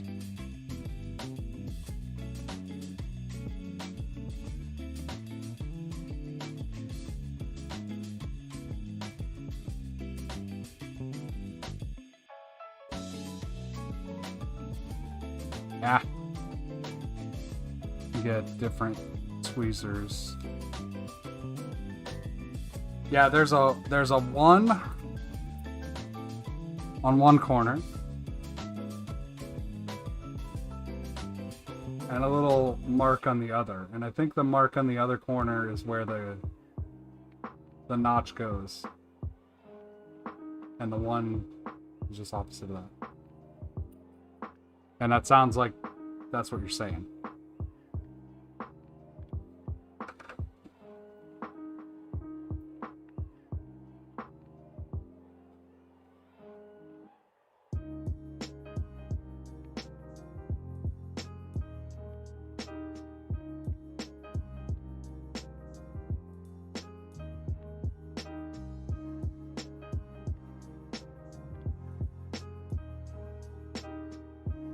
Sounds like we're both saying the same thing.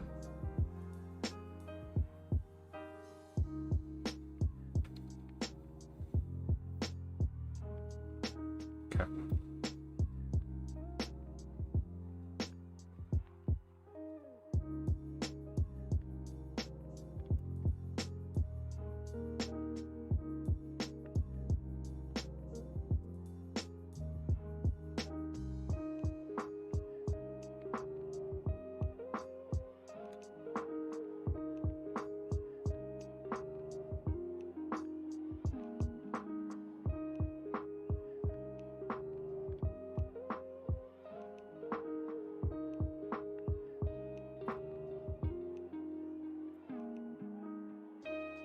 Need to prop this up just a tiny bit.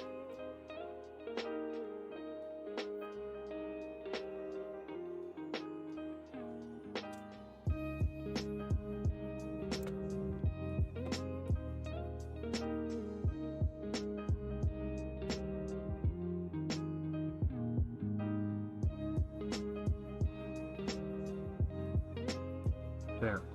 That's what I wanted. There we go.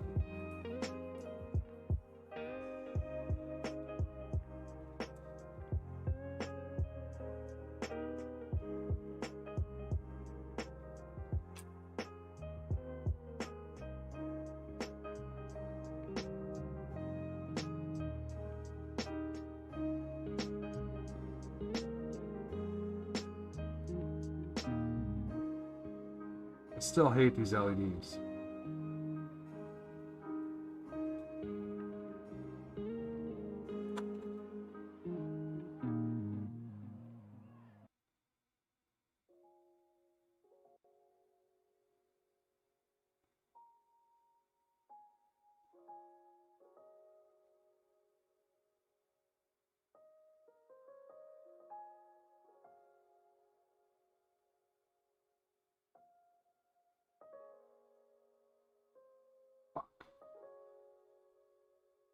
Okay, get in there, and let's just do it this way.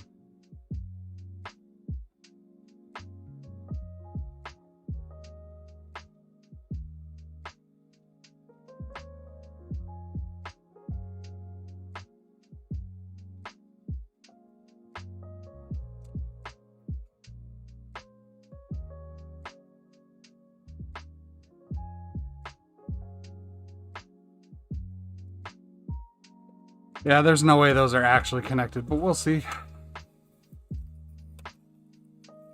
So that's the right hand. Let's do the left hand. And we've learned a few lessons on the left hand here. One, do the beads here, and two, I'm gonna do the LED before I assemble everything else. Because I think it'll be a lot easier to solder without all the other shit in the way.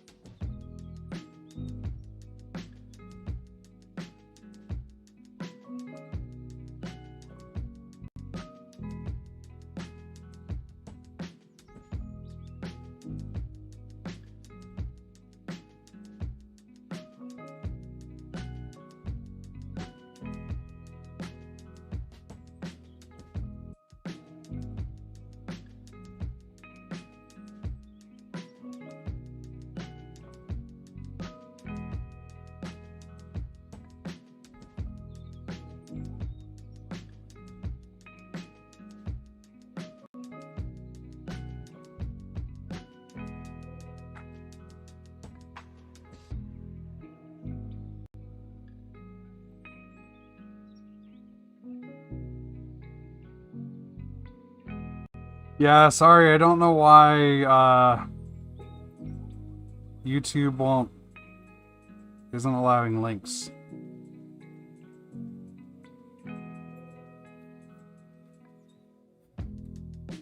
If you link it to me on Discord, though, I will repost it into the YouTube chat.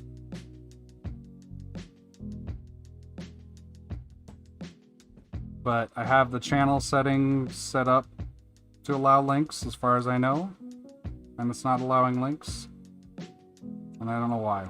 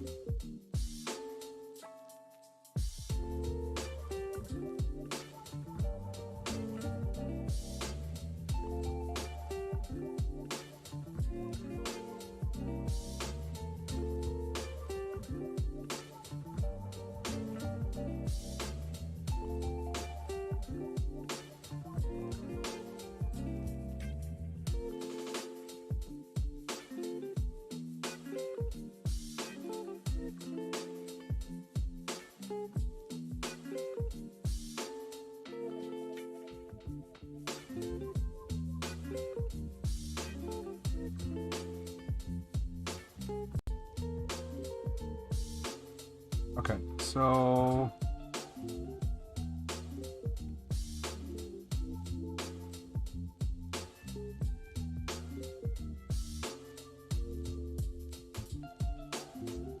oh yeah.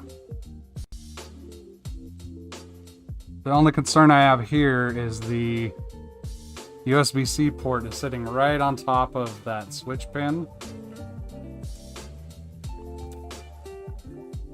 So I'm actually just going to trim it just a hair.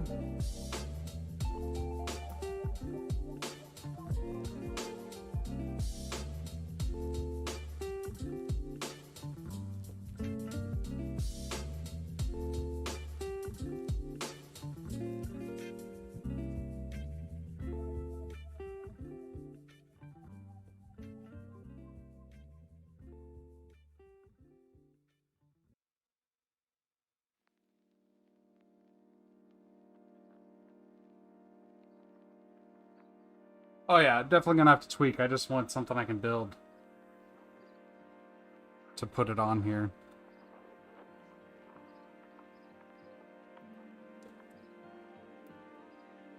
Just to prove that it's functional at all.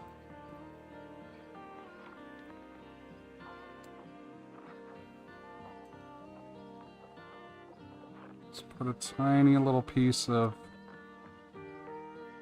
electrical tape on the back there.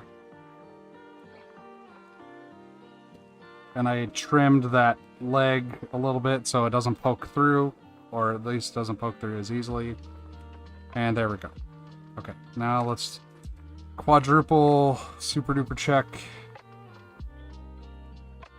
that we're not, so that we've got the orientation correctly on the controller, which looks like we do.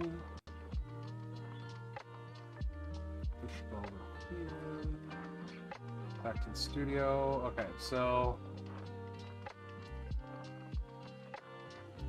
this is what I got linked to.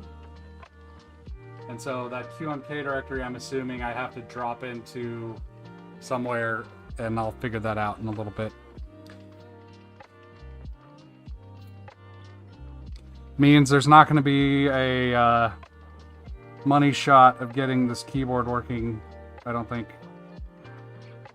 Or having this keyboard fully functional today, because I have to do firmware work, and it's not just check out a branch and compile it. It's I gotta figure out how I'm gonna import that in and whatnot. But I will do that because I want to play around with this board. I also need to port my 34 key back over to QMK.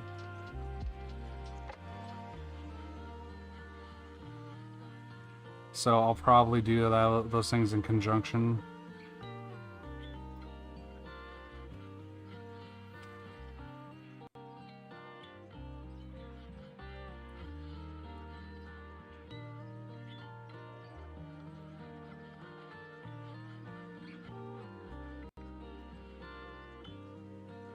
Hello, Bruno. Welcome.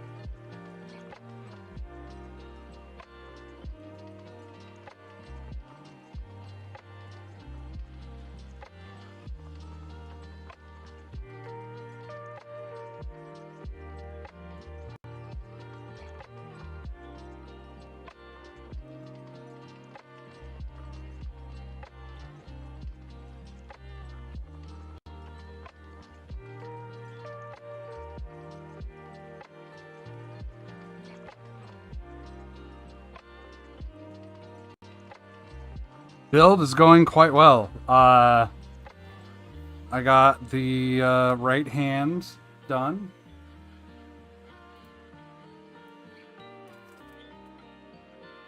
And now I'm working on finishing up the left hand, getting the controller on. I just got all the switches soldered in. Soldering up the controller. I need to add the LED. And then I'm going to attempt to follow the build order correctly. Now that I've done it once.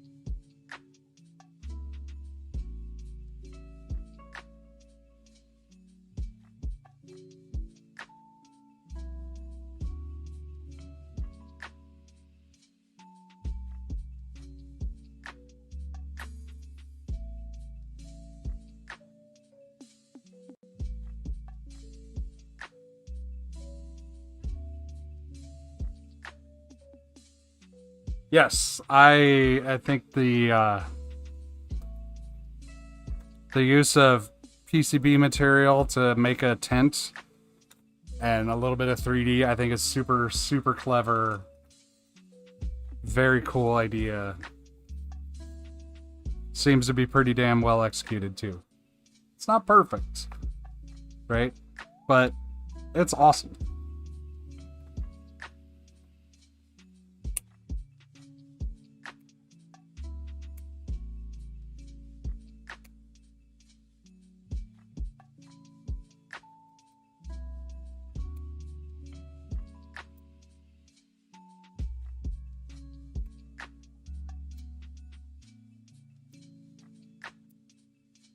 I don't know what I would do differently. I'm not trying to be like, oh, this is bad, you should have done XYZ. No, it's just more of like, I could see how certain situations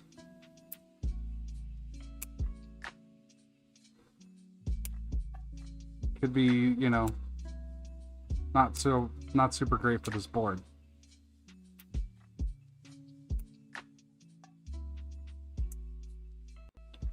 But I love the idea.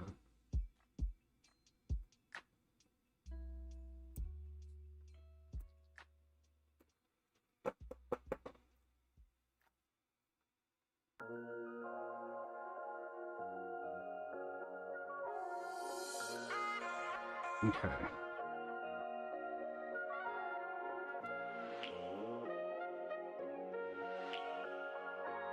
Get my solder balls.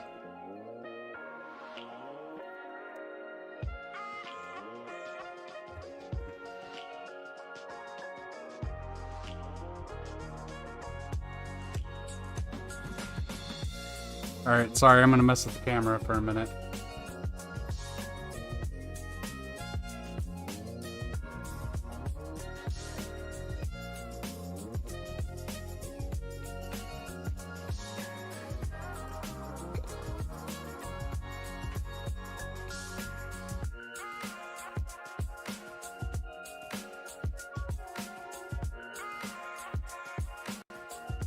Okay.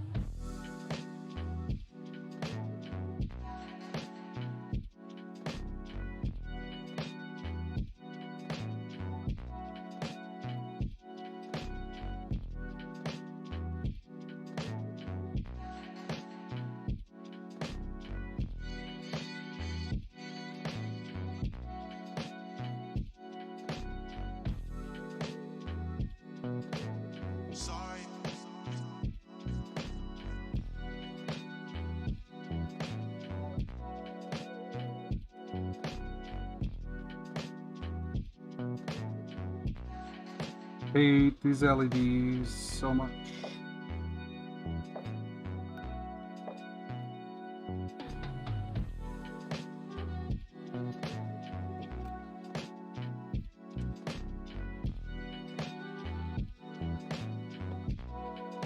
So much.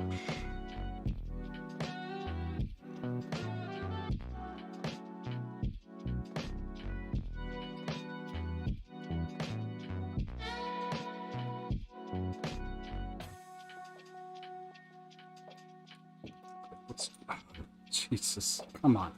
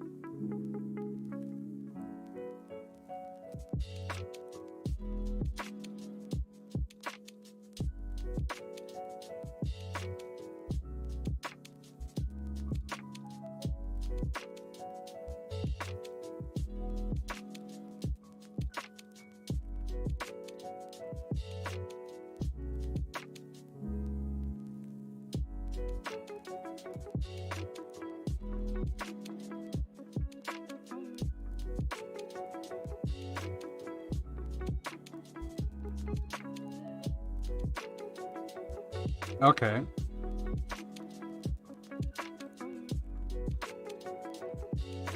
Here's kind of the hard part of doing it this approach. Is I'm soldering completely blind right here.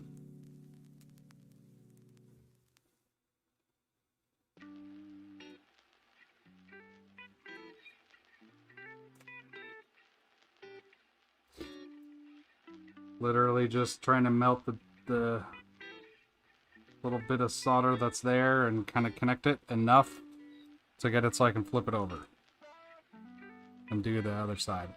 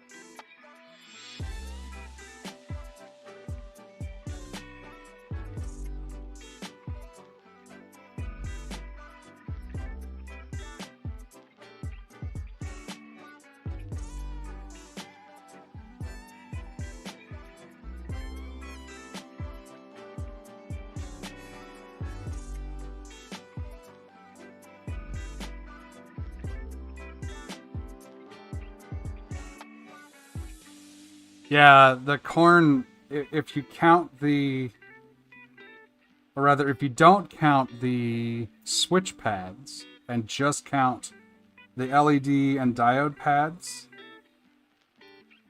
the V3 corn has 300 surface mount pads. 300. pads.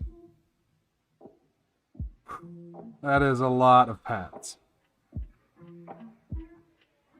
And most of those are, like 200 and some of those are LEDs. So if you forgo the LEDs, there's not actually that big of a build.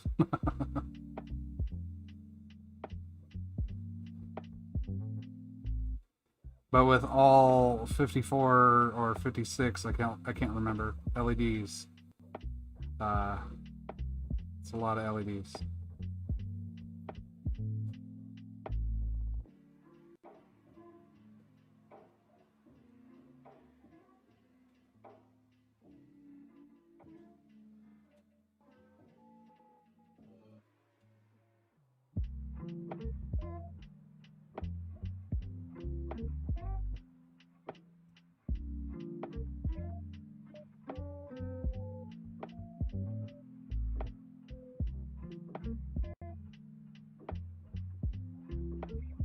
Huh, my viewer graph just dropped to 0 and back again. Wonder if that's a bug on YouTube side or if the stream froze.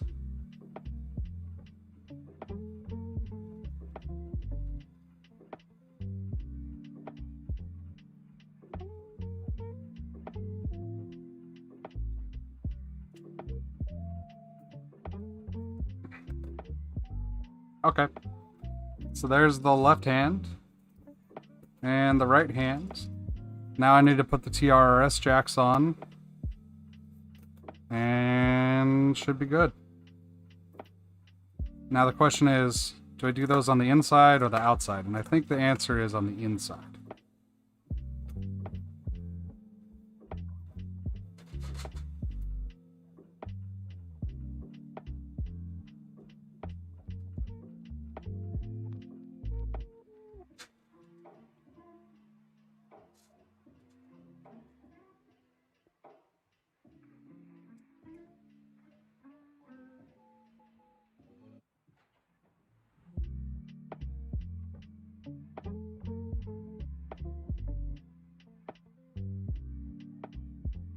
Uh-oh.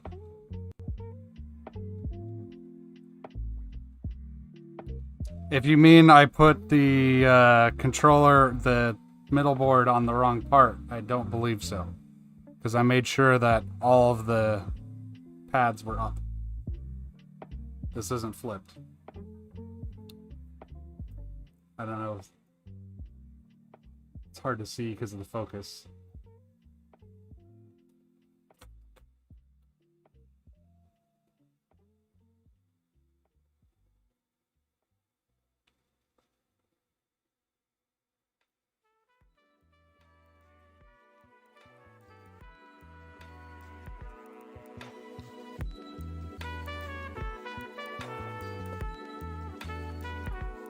Yeah, no, I thought about that.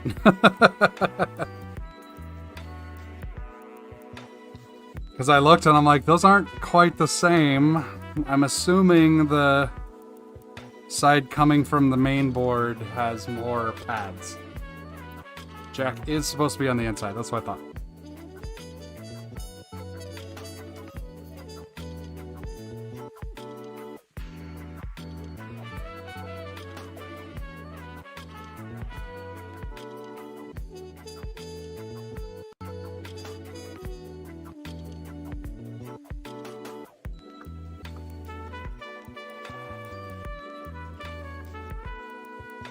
So what I'm doing here is I'm going to tin all these pads. I'm going to stick this on. Unfortunately, it has alignment pins underneath, so I can just smash it on there really good and hopefully get it to line up correctly.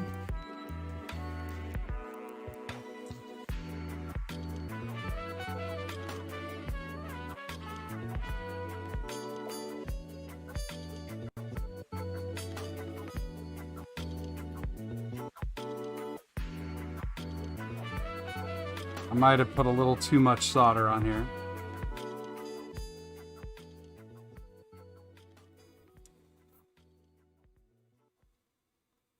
And then I'm just going to kind of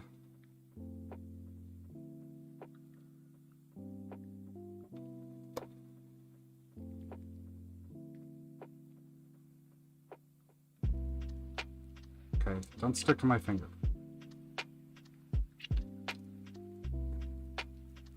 I'm gonna have to mess around with this to get the right angle. And to not hit the camera again.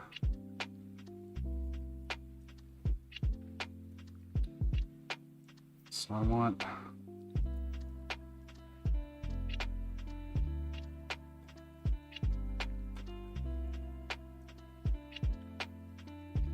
to kind of come at it like this.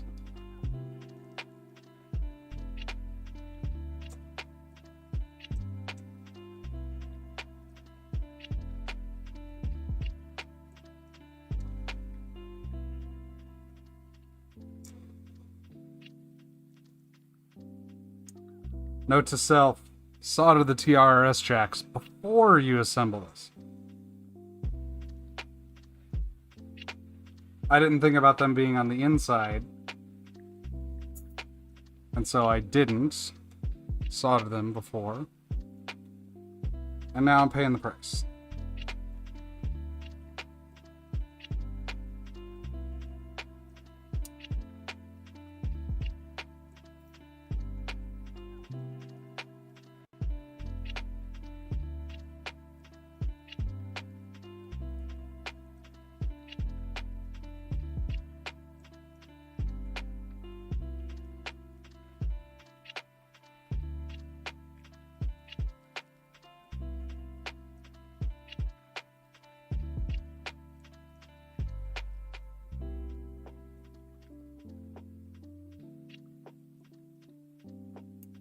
Oh, well, it actually wasn't too bad.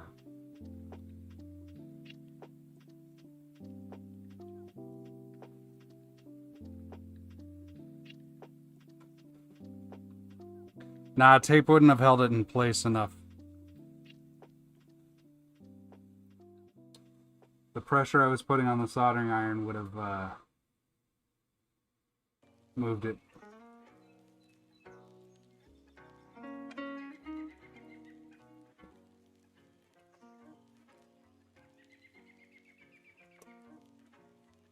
Yeah, that's not soldered.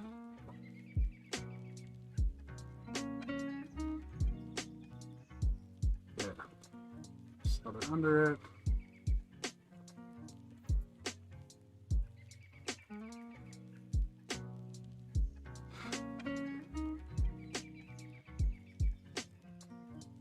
That should be good. It's a little fugly.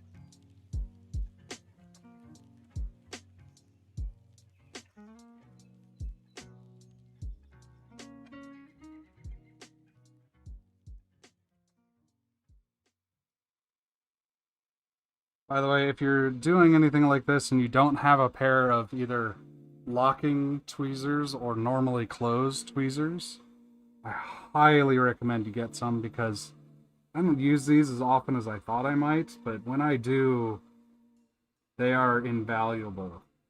Like this is made incredibly easier by the fact that I have locking tweezers.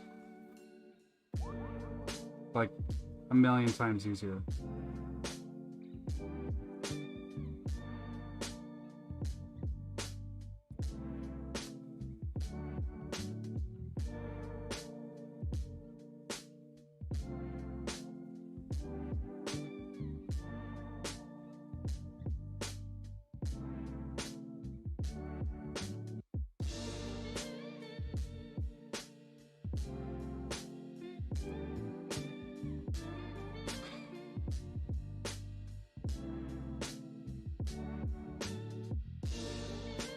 Okay. So that is the board. I don't yet have the firmware going, so I can't test it out to type on it, sadly. I will work on that, and I'll probably do a stream later this week, like a catch-up stream of... not a catch-up, but like a, variety, a grab bag stream. So I will build and flash the firmware for this and get it tested and stuff. I got my case for my Zaphod, so I'll put the heat sets in for that and finish building the board. I mean, I've been using it for weeks now, but like it's gonna have a case, and I might try to do foam with it as well. Yeah, I mean, if you want to just send me the built firmware, that's fine. I do want to eventually put my key map on there, but I still need to port that to QMK, and it's just, it's going to be an operation to get that done. I don't want to try to do that on stream, especially because I'm not really set up for it. Because I would want to do that upstairs at my desk so I can sit and I can be comfortable and all that. Like, it's not that I'm not comfortable here, but I don't want to... Like, this is not a... I wonder... Let me give a little mini shop tour. Let me kill the... Put it back on autofocus. So, if you're wearing 3D glasses, sorry, this is going to be very movie for a little bit. So, this is my desk.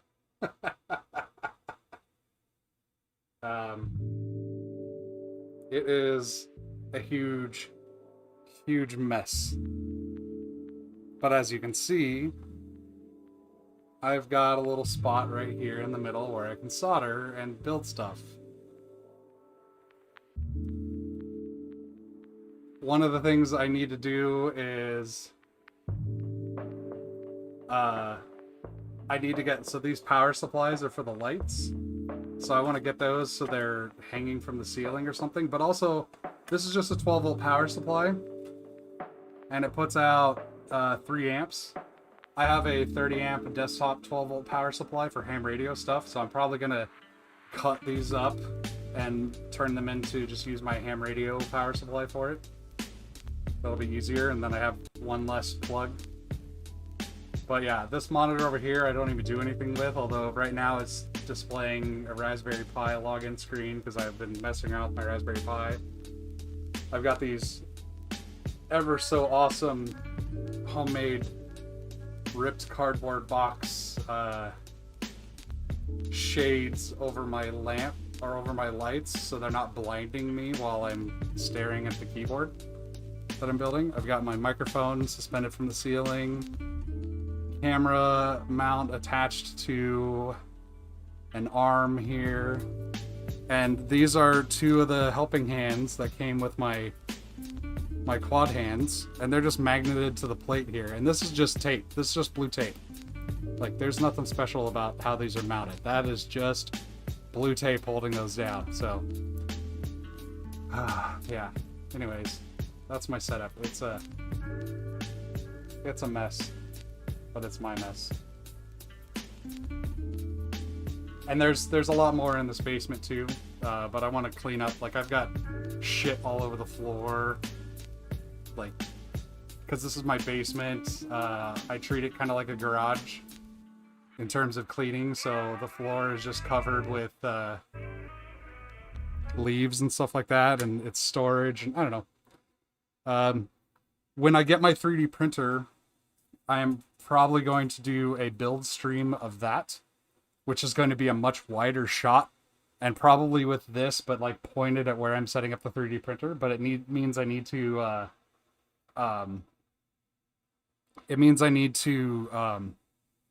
do a little bit of cleaning, because I'm embarrassed at how dirty this basement is. So, yeah. It's good. I don't know. Anyways. Oh yeah. let me see, Crides, if you sent me that firmware. I can grab it from you. There we go. So let me plug that in.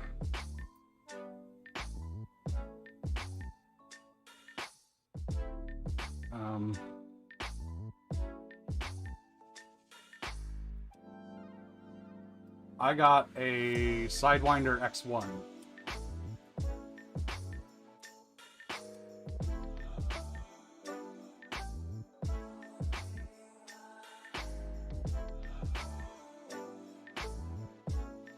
Where's that? Oh, that's not the wrong character. Okay.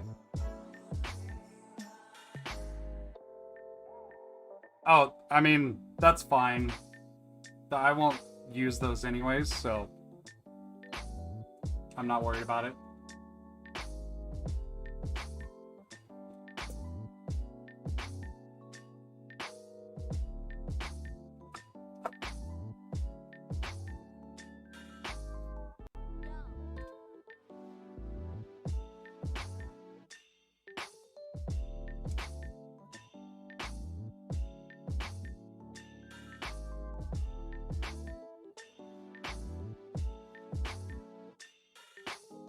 And with this, which side is the primary side?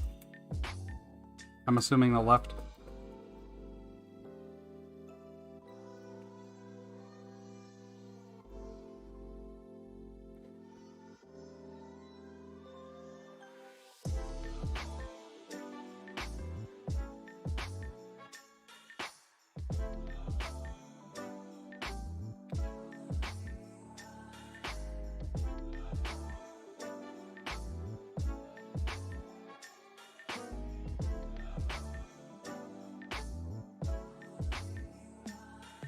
Left. Oh.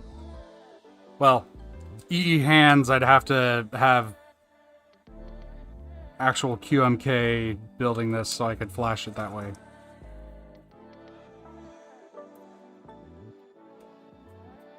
Alright. Say something.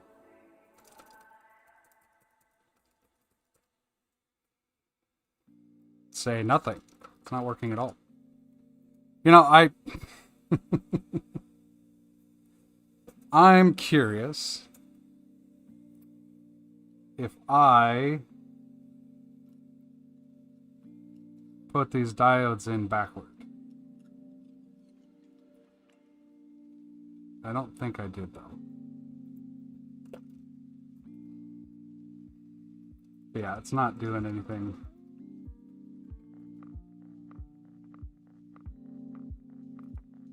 Yeah, I'm too lazy for that, though. That's too much work.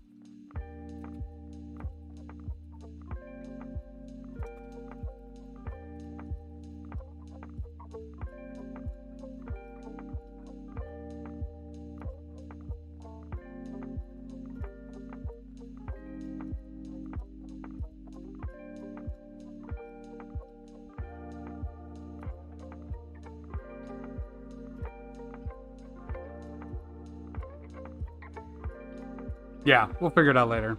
I'm not too concerned. I am right in thinking that the diodes, the stripe goes toward the square, this side, right? On this particular case, it'd be to the right. The stripe goes to the right, because that's the way I oriented all the diodes. So if that's wrong, then we know what's wrong, and that I have all the diodes in backward.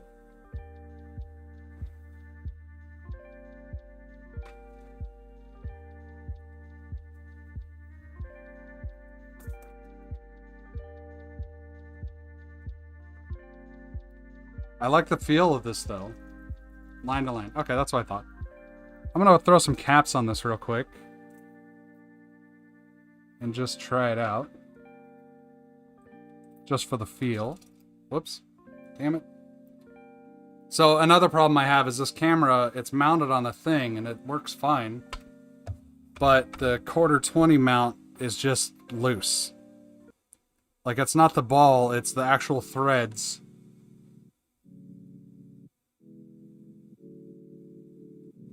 Oh, well, but that should make it, I should still at least get one hand, right? One hand should work?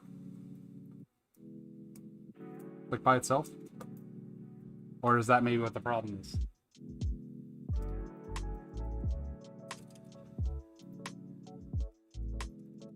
And what value resistor do I need for that?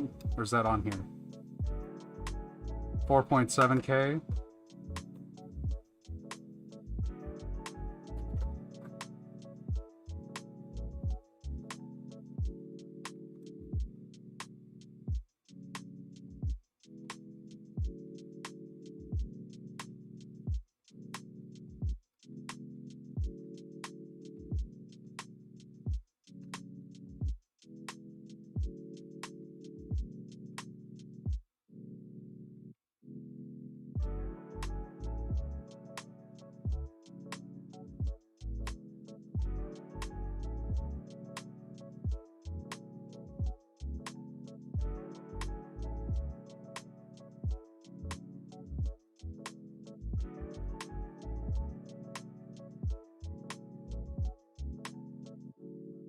Yes, I have a bucket of resistors.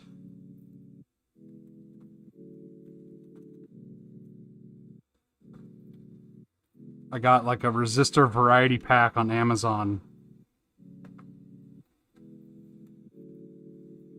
Because I ordered a board from Germ, and for whatever reason, it didn't have resistors with it or something. That's 473. I want 472, I think. 4K7. Yes, there we go. Do I need those pull-ups on both sides? Or just the one?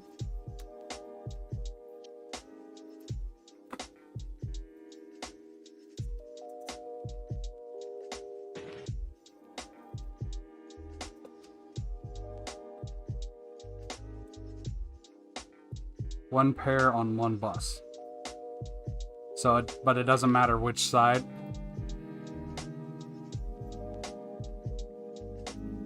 Because that would be very helpful if it didn't matter which side, because this one's going to be a lot easier to solder, I think.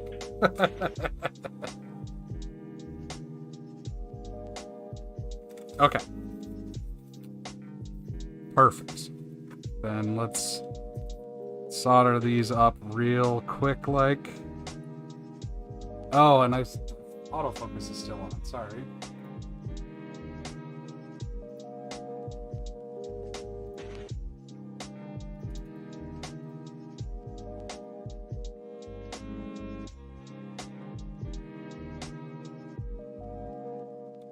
Okay, and it looks like these go across this way in terms of orientation.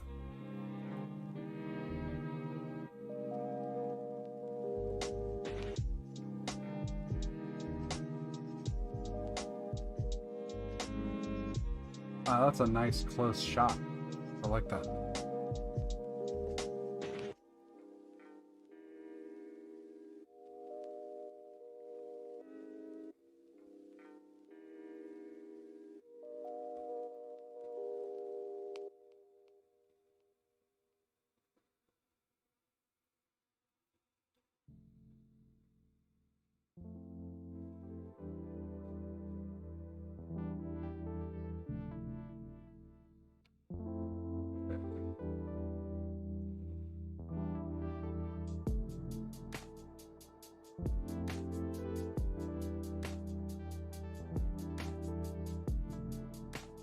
Whoops.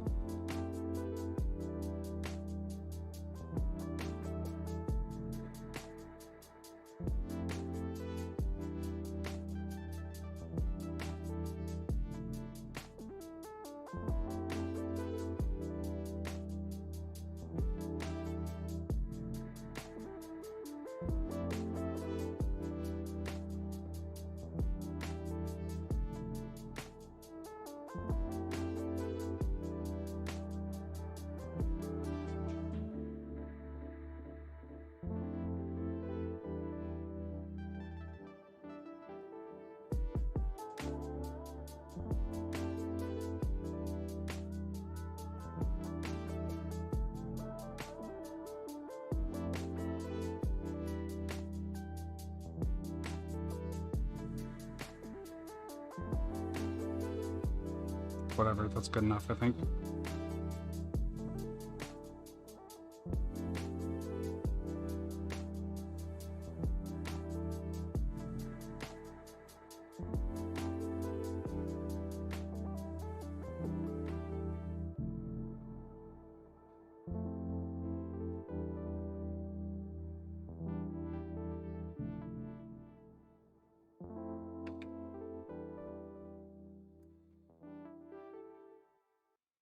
Wow, you can even kind of read the numbers on the diodes with this shot.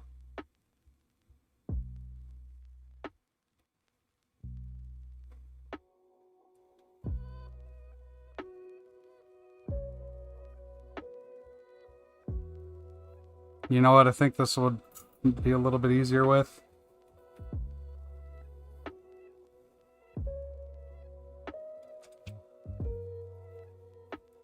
Some flux.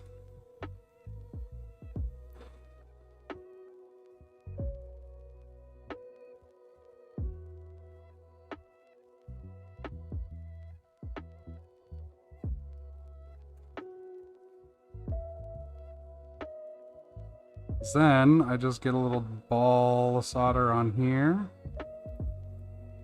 Just kind of plop it on there. That didn't work quite well.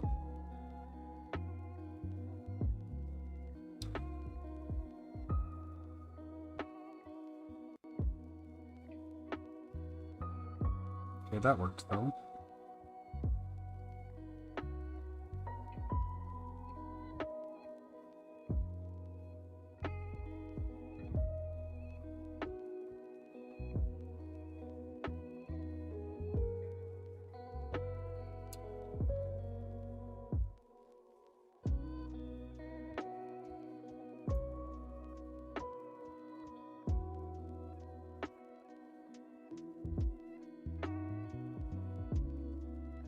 Yeah. I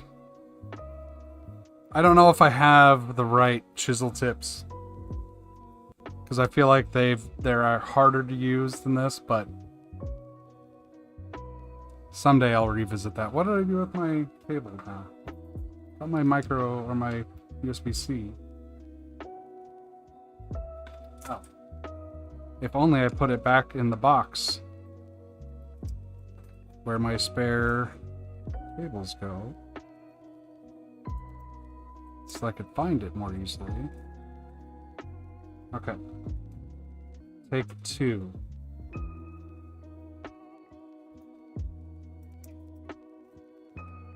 Nada.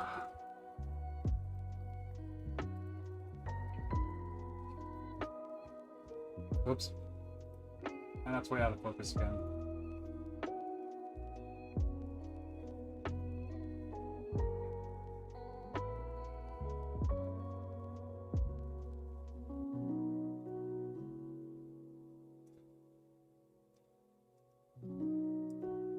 Nope. It's not that.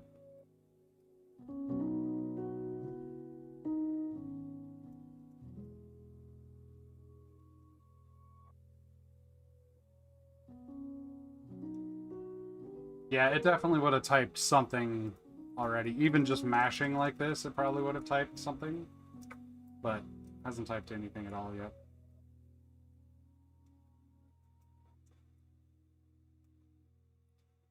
I mean, should I put an OLED on here? Like, I've got one I can put on. I just don't really have any use for it. I don't think that'll fix it, though, to be honest.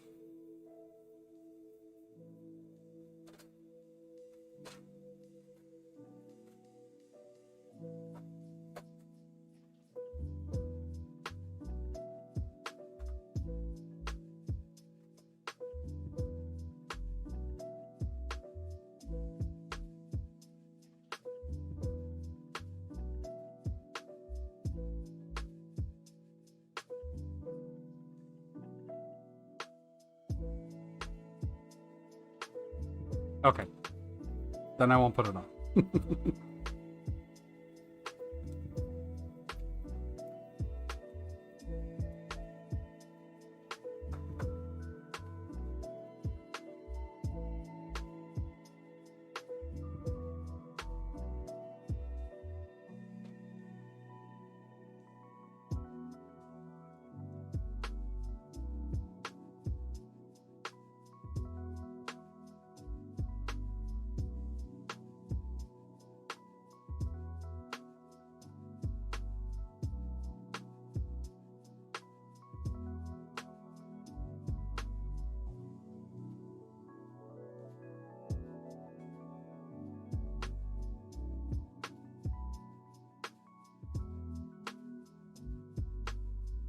And if it was the LEDs that were on incorrectly, they would short. Well, okay, so with Elite C's. Oh, it's not plugged in. With Elite C's, because I know with Pro Micros, if you have the LEDs on wrong, it just overheats. But I know Elite C's have some stuff they just basically crash.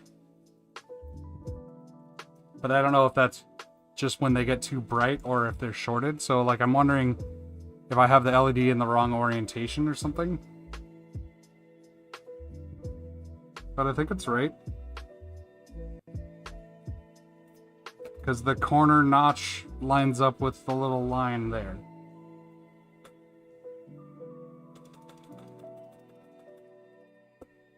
I don't know. I'm not super worried about it right now. It is 3 hours in. I'm not at frustrated banana point, because I'm not really frustrated. I'm just kind of like, well, that's annoying. Like, I say, sorry, that's annoying. Like, I was hoping this would work right out of the box.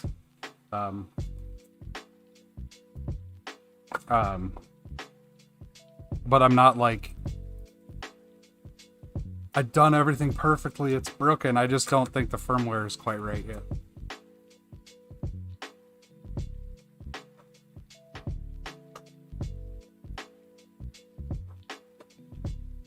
So I'm not at frustrated banana stage, but I am at, I kind of want to be done for a while stage.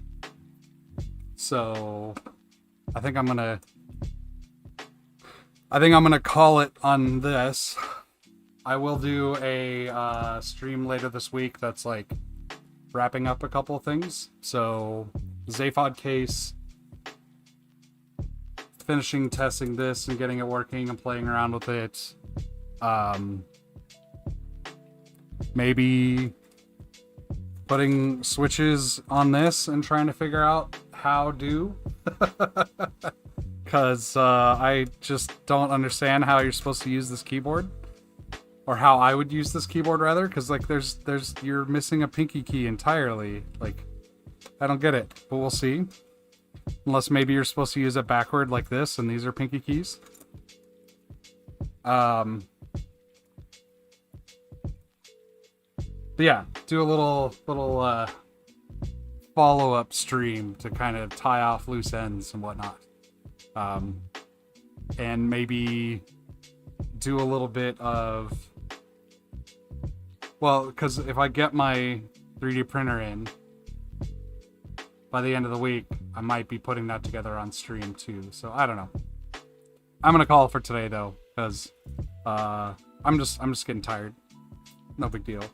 But this was a super fun build. This tenting is a lot more pronounced than I thought it was going to be. Oh, sorry, Linux Fish. I meant this board. This is not a 36 key. This is a 34 key. But it's like weird. This is a 36. If you just squint hard enough and ignore these outer keys, it's just a 36 key.